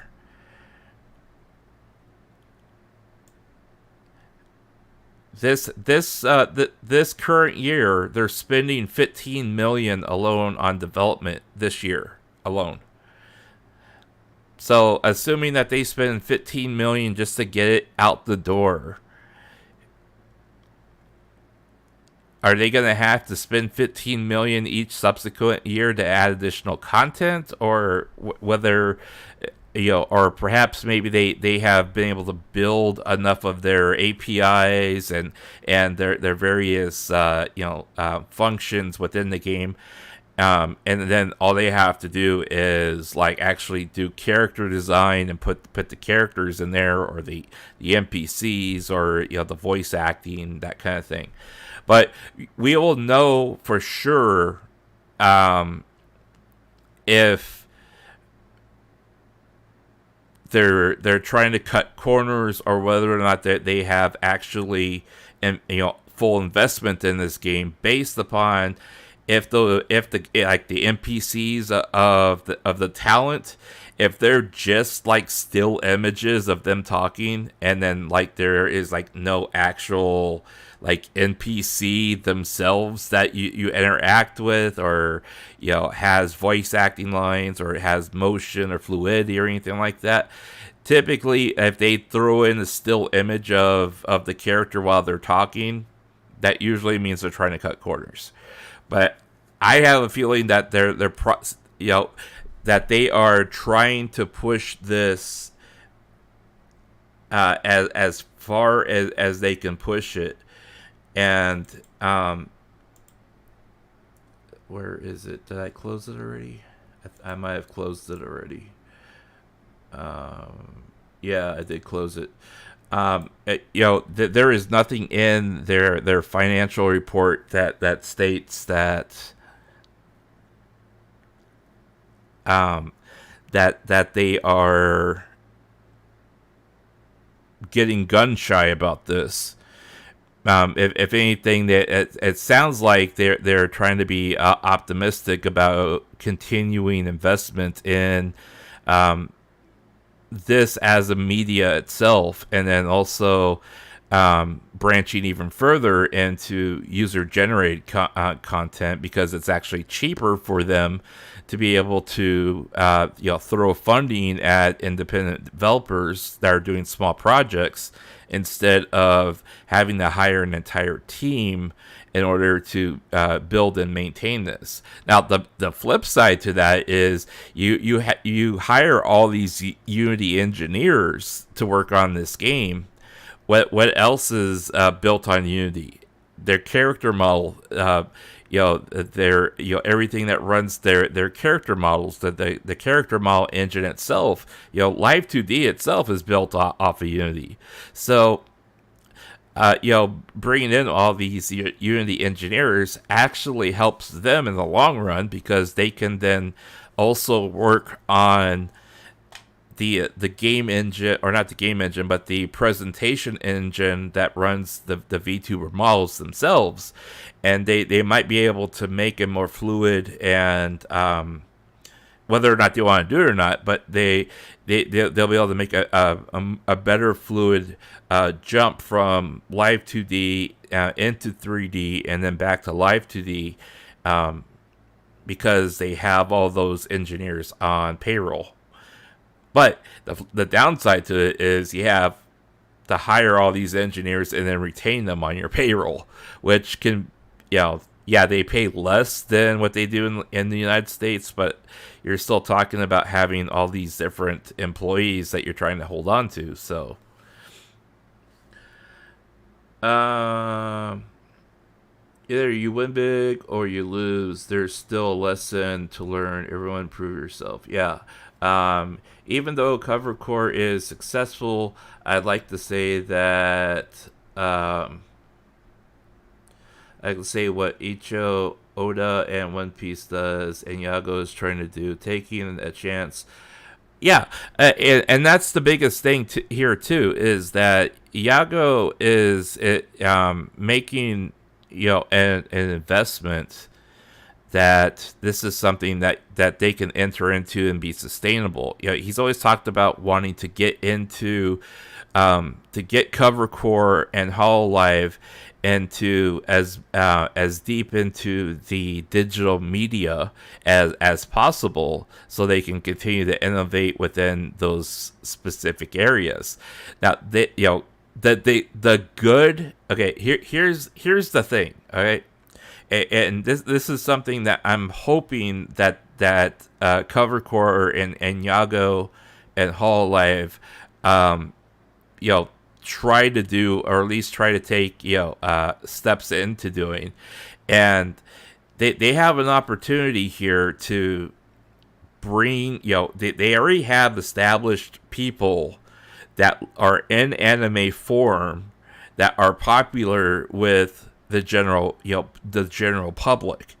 So being able to take those people and then integrate them all into a game where they have a game aspect and a character aspect that lives out that lore, while them still being live people that you can interact with on a daily basis. On the flip side, that would actually bring more bring a better amount of favoritism towards people having an attachment towards those characters. Because I mean, look at like when people are talking about, let's say Final Fantasy, for example. You talk Final Fantasy X, right? Who's one of the first people you think of when you think of Final Fantasy X? You think of Yuna, right? Because she was the great summoner. She was like, the key point of everyone trying to, protect her, because she was the salvation of the earth or the planet or whatever. You think of Auron. You think of you think of Waka. Those characters themselves are, they're standout figures within a game and in a universe. I mean, the same thing with like Genshin Impact. You look at Genshin Impact, and everyone talks about Big Daddy Zhongli. I mean, he's like the Big Daddy that he is like the pimp of everybody who does waifu collecting on gacha games, because you want to have him throwing out those shields to protect all the ladies. I mean, that's basically how it worked. I mean, look at how people really have taken a love and affection towards a lot of the characters in Genshin Impact. Same thing with Honkai Star Rail. So you look at what they're doing with those things, and then you ask yourself, okay, now can we put in an aspect where the public can perhaps interact with them? Well, how can we do that? Well, live 2D and voice, having somebody voice acting them is the great way to do it. Yago is just doing it the opposite way. He's okay, I have all my people in line. They have gathered a huge enough audience. Let's dramatize them and take their lore and maybe actually do something with their lore, instead of just letting it spoil in a manga that maybe 1% of the population has actually found and read. So, let's see here. Wuthering Wave is another interesting game that I've also been keeping my eye on. I'm also going to try it when it comes out. I'm hoping that it's pretty good. Interview. You never know. My internet is lagging, even though the quality is. I hope. Is it just your? Yeah, because my connection with YouTube is still showing green, so I hope that clears up for you pretty soon. Well, and Yago has always said, first and foremost, that he he's wanted to make Hololive into entertainment, a digital entertainment company. There was that quote that he had last year where he said he envisions Cover Core to be the next Disney. But in order for them to be the next Disney, they are really going to have to pull things together and put out other forms of content other than just music and YouTube videos, which is what they're doing. And they're doing it in bite size where there's maximum profit and minimal risk, and part of that is being able to put out short videos, animated videos or whatever on YouTube, because the risk involved in releasing something like that on YouTube is small in comparison to, the short-term profits, and you minimize the amount of labor that goes into that process by being able to release it, on an internet screen as opposed to the small screen or even the big screen. So, there's also the fact that if you're able to utilize media like this to do your proto lives, to do certain concerts, or your whatever you're trying to put out there to be consumed as entertainment, if you're able to use this kind of platform for it, you're cutting out a big amount of overhead and financing as far as cost goes. Because if you look at all the past festivals that they have done, that there is a tremendous amount of cost that goes into getting putting together a festival and making sure it's successful. You have to rent out all of the venues. You have to pay for vendors. You have to pay for staffing on the floor. You have to pay for promotion. There are all these costs involved in it. And as we've seen from Any Color with Niji Sunji, the cost versus how much they make off those types of venues almost breaks even. And if you're able to reduce that amount of cost by eliminating the amount of money you have to spend on the venue, for example, you cut that cost down by 20, 30, 40, sometimes even 50%, because you're not having to pay for the renting out the venue, or having staff on hand, or hiring vendors, and hiring people to do whatever. You're cutting down all those costs. So they paid $23 million to get this up to where it is right now. And assuming that they are able to, build these rooms the way that they have so far, there's a good possibility that they'll be able to capitalize on what they're trying to accomplish here.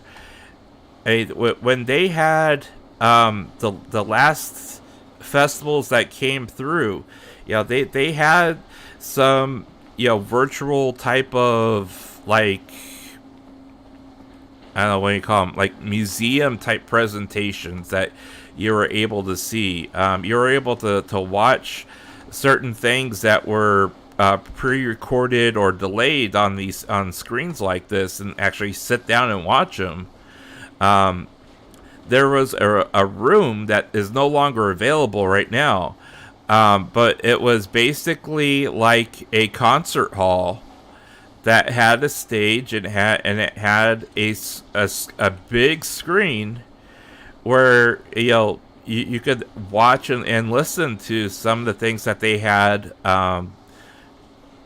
streaming through the game itself. So there's a lot that can happen that they hopefully will get completed here in the next few months.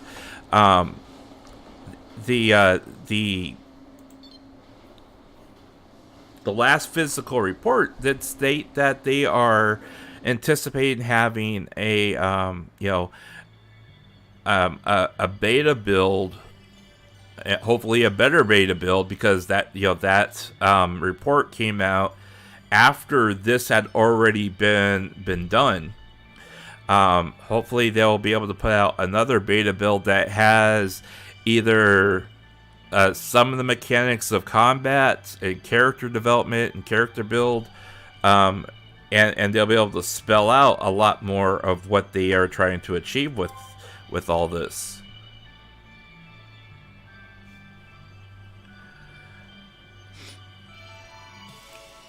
Um,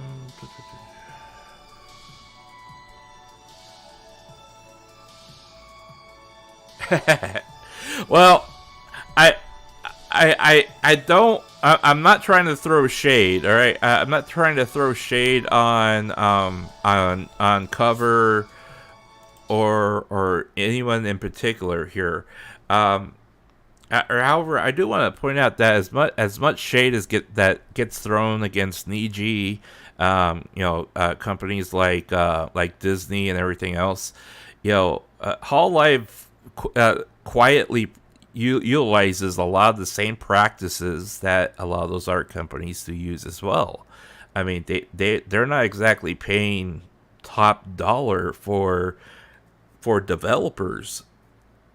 I mean, just the market rate alone for developers in Tokyo is so much cheaper.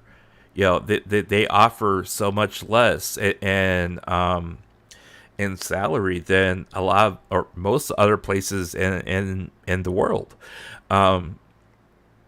And part of that is because there's no universal minimum wage. There is also as there's been a significant lack of cost of living adjustments over the last 10-15 years. I mean, there's still some places that pay like $5-6 an hour for jobs that if you were to get here in the United States, you'd be making $14-15 an hour. So, I think it's a bit unfair to criticize these other companies, but give Covercore a pass when they follow the same practices like everyone else. They do get credit for paying more for to their YouTube talent than companies like Niji Sunji, but that does not discount the fact that Cover with their, like, a lot of their support staff and everything else, they do follow the same practices as these other companies do.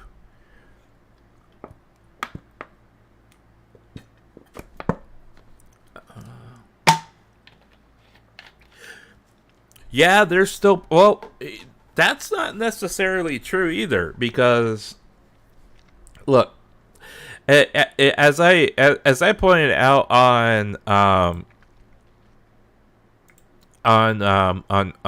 Twitter and on my community tab here not too long ago, if you look at their market value right now, they are actually in a better situation than Covercore is. And why am I showing twice up here? I cloned myself. Why did I clone myself? There we go.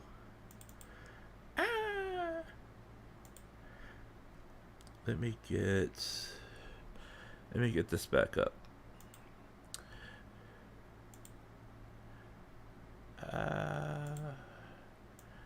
How did I clone myself like that?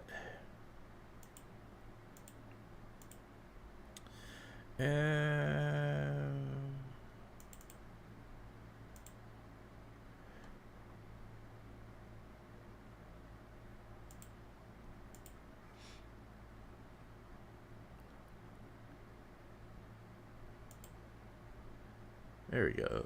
Let's put that one up. There we go. All right. Because I want people to understand this here. All right. Yeah, there's still a lot of fallout that's coming from what happened, but I mean, if we look at,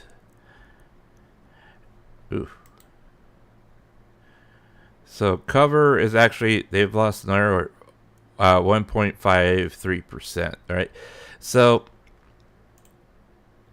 if we compare cover to any color, their stock value is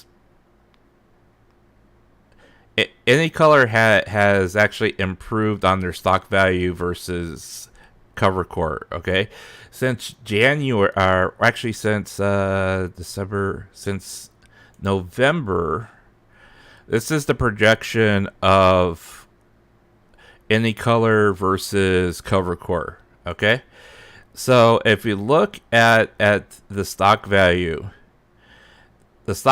both of them practically mirrored each other. Now, there was a big drop right here, right?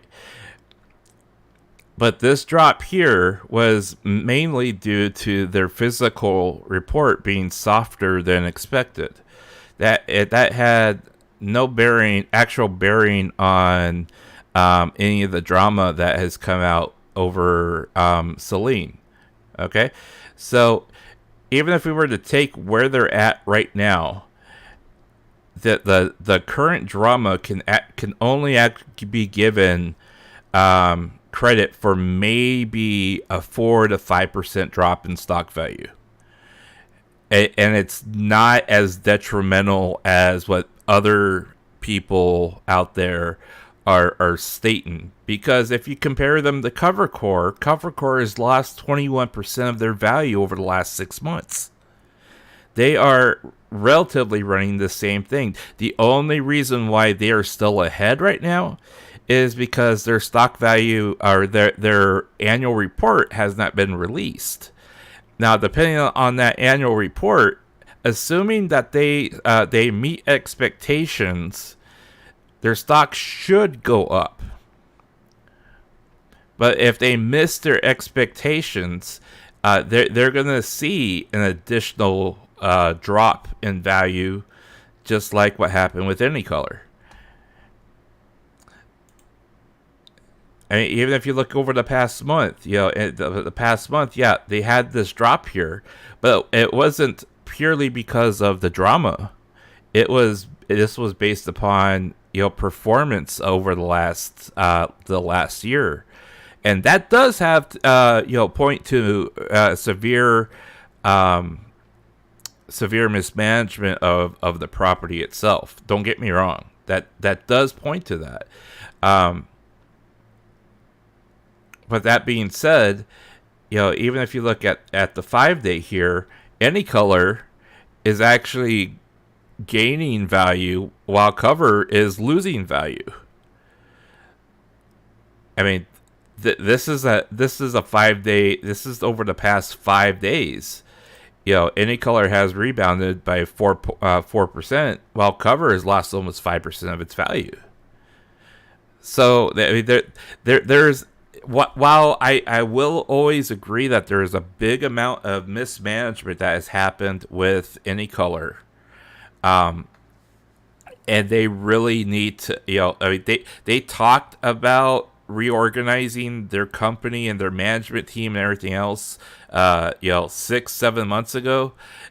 They obviously have not done a great job doing that. And they really do need to do a better job doing that, because right now there's still, as far as the market is concerned, the market still believes that any color is the leader. But if this continues the way it's continuing, it's only going to take a matter of time before cover core bounces past them, assumedly that they don't have a misstep in their financials here coming out next month.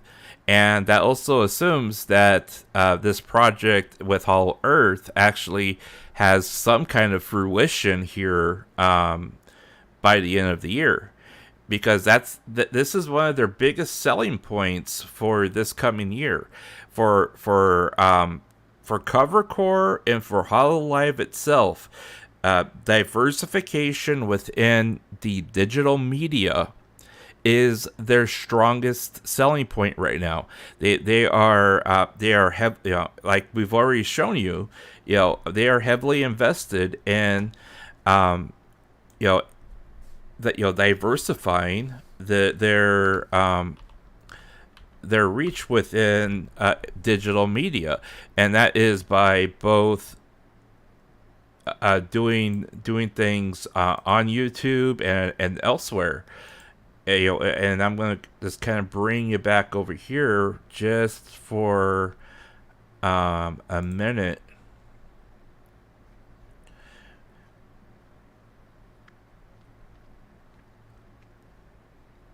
So I want to show you.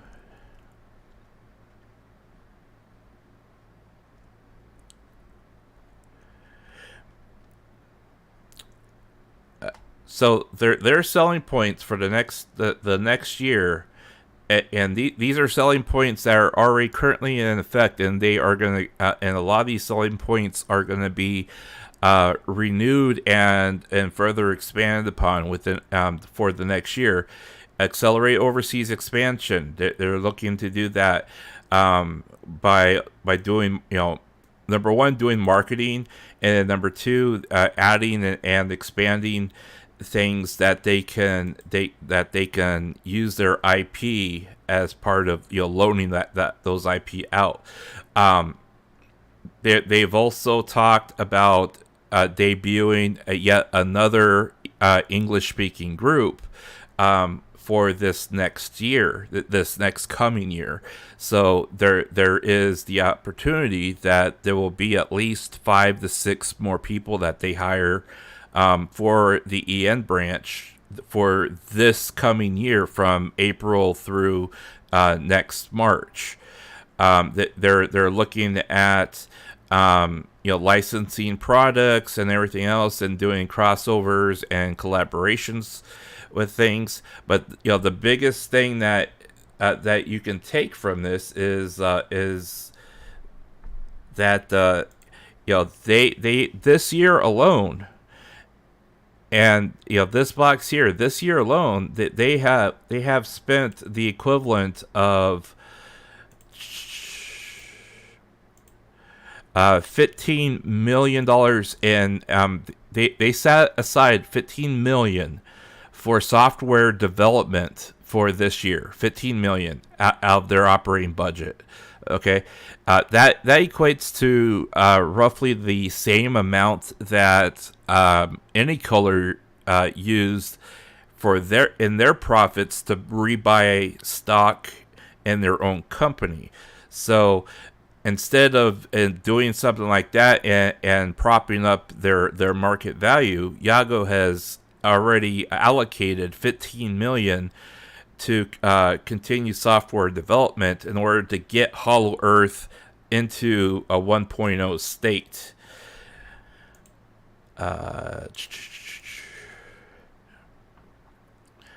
And this is one. This of course is dated because this was released in February.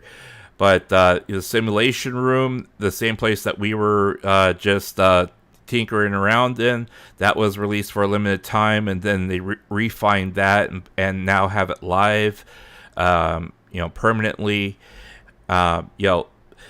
The thing that's concerning is that this is all that they have to show for to the public, and this was updated in December, and here it is already 4 months later, and we don't have anything else. But they are stating that HOLOEARTH moreover, we add avatar creative function, forming the basis of HOLOEARTH, continuing to make adjustments towards releasing an open beta version starting this next fiscal year.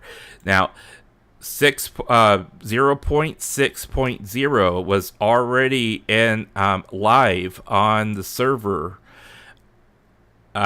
when this was written up.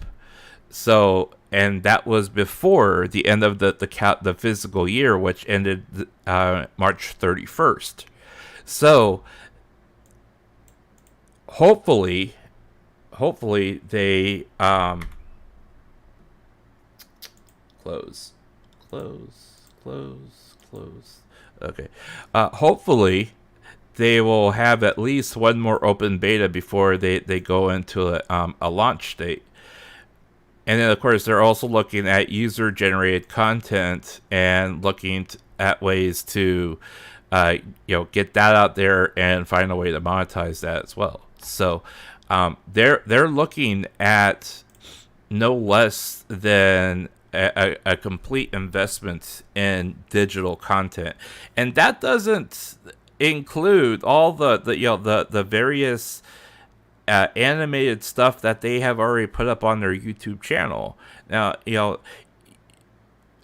people have always made a lot of comments about, well, why are they doing this when they can do something like motion length, or something more creative and more diverse, or has more effort put into it, whatever, more production into it.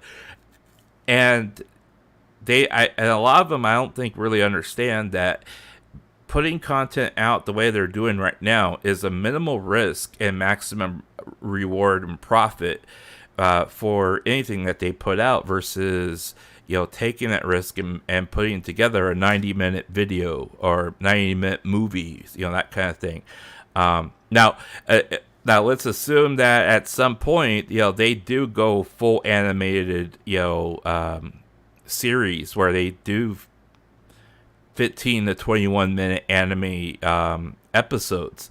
That could be a possibility as well, but you would have to have the staff in order to put that all together, and that does cost money because you're adding people to payroll, and then trying to retain them on payroll, which it does not always bode well, because a lot of the animation that people consume now for various shows like One Piece and a lot of other anime, a lot of it is being actually put together and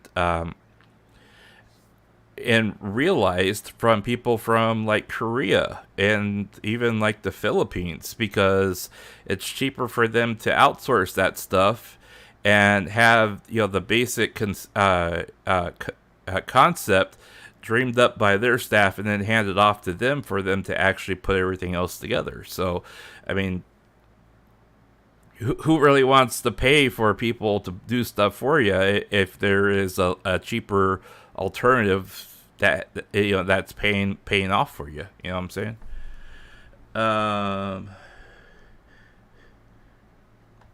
You must go now. Thank you for stopping in. Take care. All that matters is the purchase price and the sell price.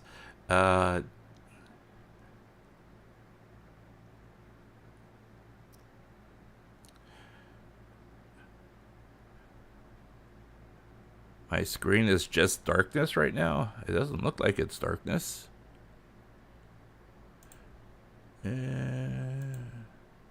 Yeah. Oh, okay. You were talking about before. Okay. So yeah. I was gonna do a comparison of what was in the current build with a couple of games that are in open or early access with Unreal, but I really don't think that there is a need for doing that comparison anymore, because after going through this live, I think that there is actually enough there's enough merit within their open beta to say that there's enough of a product there that they have a good concept and build in place. It's more of a matter of concern whether or not they're going to be able to get over the finish line within the time span that they want, or if it's going to be released and be a complete buggy mess, or even worse. The concern I have is with 2023 into 2024. Yago's biggest push point for this year was they were gonna go balls to the walls with merchandise. It was, you're gonna push merch. We were gonna redouble our efforts into pushing out as much merchandise as possible. He really wanted to stress the sale of merchandise, because he had already started seeing the offset of and the decline of revenue that was coming in through YouTube. Now, people are often looking at purely the super chat numbers when it comes to YouTube. However, the other aspect of YouTube is, in fact, the ad revenue, and that's why we are seeing the various people in HoloLive streaming less, or streaming fewer hours than they used to be, because number one, the lockdowns and the pandemic has all calmed down, and then of course number two, the ad revenue itself is starting to become a non-factor when it comes to revenue for people who are trying to make a living off of YouTube. And it's gone down significantly, and so they're looking to monetize the talent in different aspects, and one of those biggest aspects is merchandise. And every time that they do a merch drop, they always seem to sell out. So he wanted to push even more. That's going to continue coming into this this calendar year, or physical year of the company. In addition to that, they're going to redouble their efforts into putting out more digital content for consumption, and part of that is expanding the user-generated content funding, like they are funding for independent development and independent game developers. So, because they sell if they sell 1 million copies of Holo Parade at $3 each, basically the developer gets $1, Steam gets $1, and then Cover gets $1.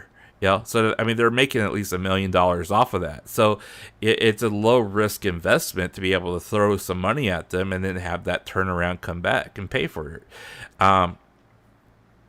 So the entire thing that they are doing right now is they're just looking to monetize their other parts of their creation, and I can tell based upon what they are doing with their notes in their physical report, that they are they are going to continue to push that, and I fear that if that's going to start seeping into HOLOEARTH, and people are going to spend a lot of money trying to get specific characters that if they are in gacha form for the adventure part of HOLOEARTH. But I mean, do we really want gacha in this at this point, or I mean, do we just want something that we can actually enjoy? I mean, I'd be fine paying $6 or whatever, for saying, okay, yeah, I want this game. I'll pay $30 for the game, or I'll pay a monthly fee of $5 a month or something like that. But I mean, if it's going to cost me $200 just to get enough gacha rolls to be able to get my Oshi, I'm done wailing on people. I mean, that's why I gave up Genshin Impact. But I digress. Yeah, you were referring to the stock prices. Yeah, and I totally agree with that. That all that matters is the purchase price and the selling price. Yeah, that's a good statement. That right there. What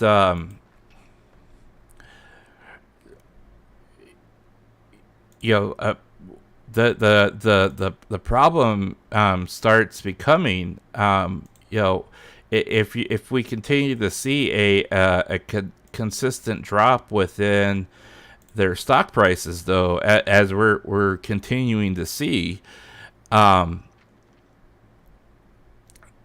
this also represents the industry's, this also represents the industry's opinion that there is enough staying power within the industry, the VTuber industry, to be able to continue to have such a high stock value. Um, if you look like for like WWE,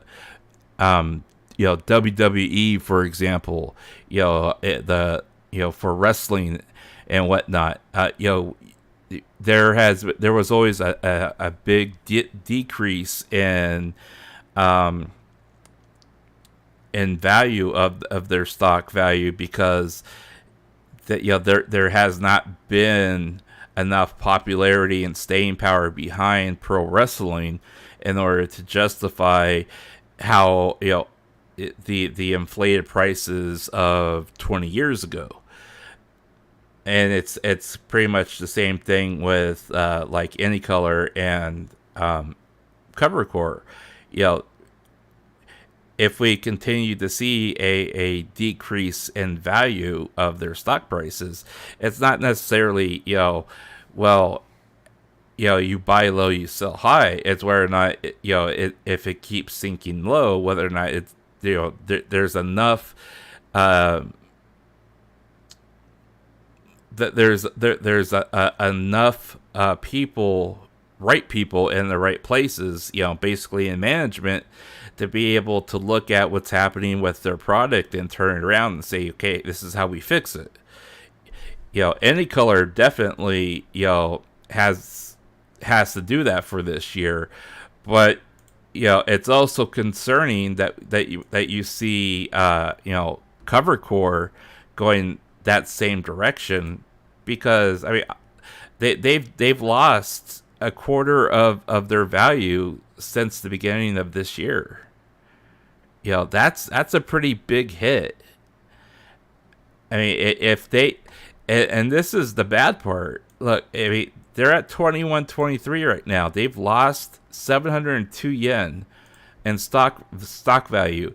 If they would have been able to retain this 702, they would have surpassed Any Color as the the name brand, and stock value and in company value. But there's a lot that gets affected by what's happening with their stocks and whatnot. Stocks look relatively leaning positive, but a little mixed here. But seeing them drop while the indexes are slightly rising is a bit concerning.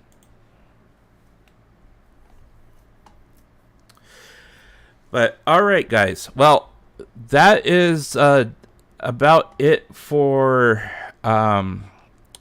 tonight. I mainly wanted to again examine the open beta and then compare it to what is currently out there, in order to provide a kind of an objective look at where things are at. And again, there's a lot to positivity that is within the limited slice that they are giving us. However, there are a tremendous amount of questions that we do need to see answered hopefully within the next 6 to 8 months, because the one thing that Cover always seems to have a problem doing is they have a problem actually expressing what they're trying to do with all these projects that they're doing.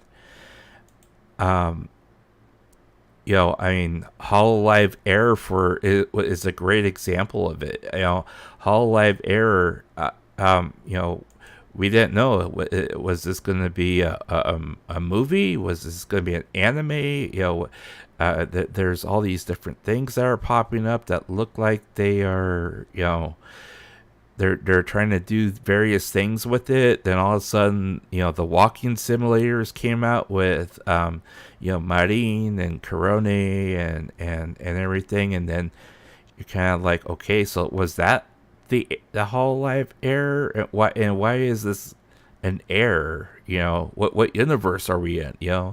I mean, there are so many questions about what they were trying to sell us. And then then you get HoloLive Alternative, and then if you look at Alternative, I mean, is Alternative meant to be, the same universe as what all the girls are their lore is? Does all the lore mix into one particular universe? Or are they multiple universes? I mean, what exactly are we looking at? I mean, are we going to be jumping? Are you jumping from one universe to another universe? I mean, what time periods are these? I mean, there's so many questions, and a lot of it does not get answered. So even if you look at, I mean, what about HoloLive Alternative? VTuber group HoloLive. Let us present you a slightly different yet ever so same possibilities for the girls of HoloLive. Okay, so that this means that you are actually talking about their lore, right? This project will create an alternative world that you never knew existed before, yet had always imagined being. It could be possible, and it can be possible. We wish to turn this possibility into a reality together with everyone. Okay, that's great. So how are you going to do that? And the only thing that they popped up had been, for the longest time, the manga. I mean, is HoloLive Earth going to be part of that? Maybe. I mean, you start asking these questions. Okay, what's HoloLive Earth actually going to be about? They haven't even told us what HoloLive Earth is supposed to be about.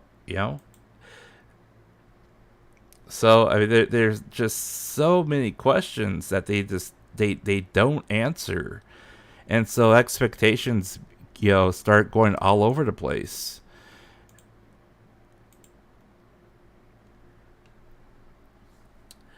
But I digress, guys. So that's going to be it for tonight's presentation of HoloLive and HoloEarth. And we did talk a little bit, or actually quite a bit, about Alternative as well, and many other things. So we're gonna call it a night here, and I do want to also state that for this coming week, I will be trying to stream some other content, some actual game content. For this week, there is a narrative-driven game that I did talk about yesterday. No, not yesterday, but the day before. Basically, it's called Under the Close to the Sun, and it is a narrative-driven thriller type game. Supposedly, you could complete the story in 4 to 5 hours. So I do want to try streaming that this week. Also, in addition, like I said, I am part of a Minecraft server, and I haven't started. I haven't gotten very far with building anything on that server. So I do want to do that as well.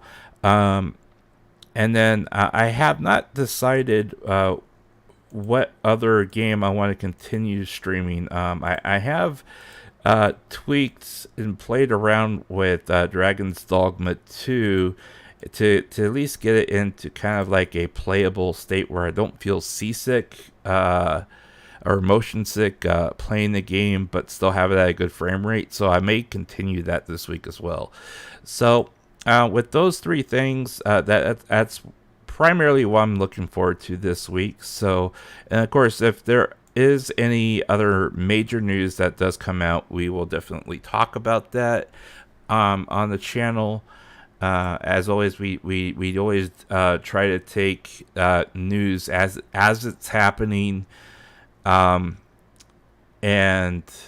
present the facts that are available without spin and without embellishing on them.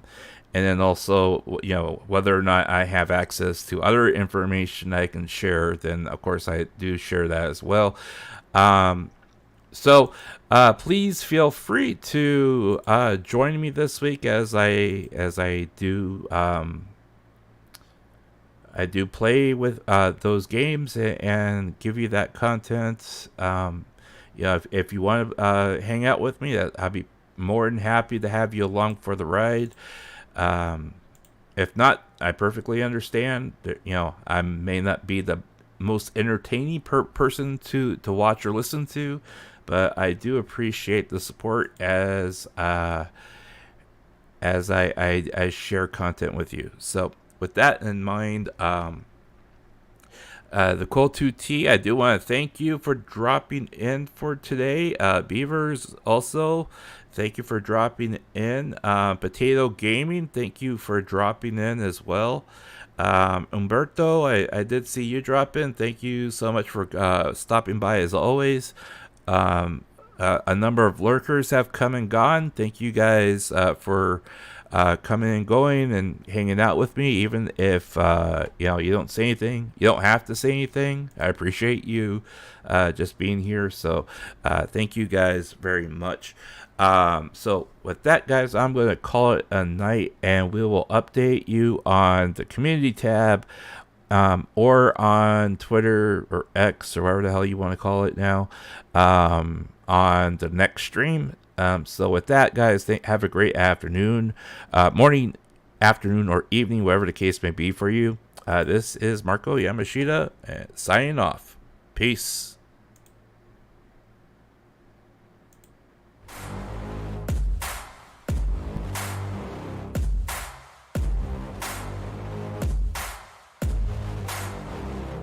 I like to get paid.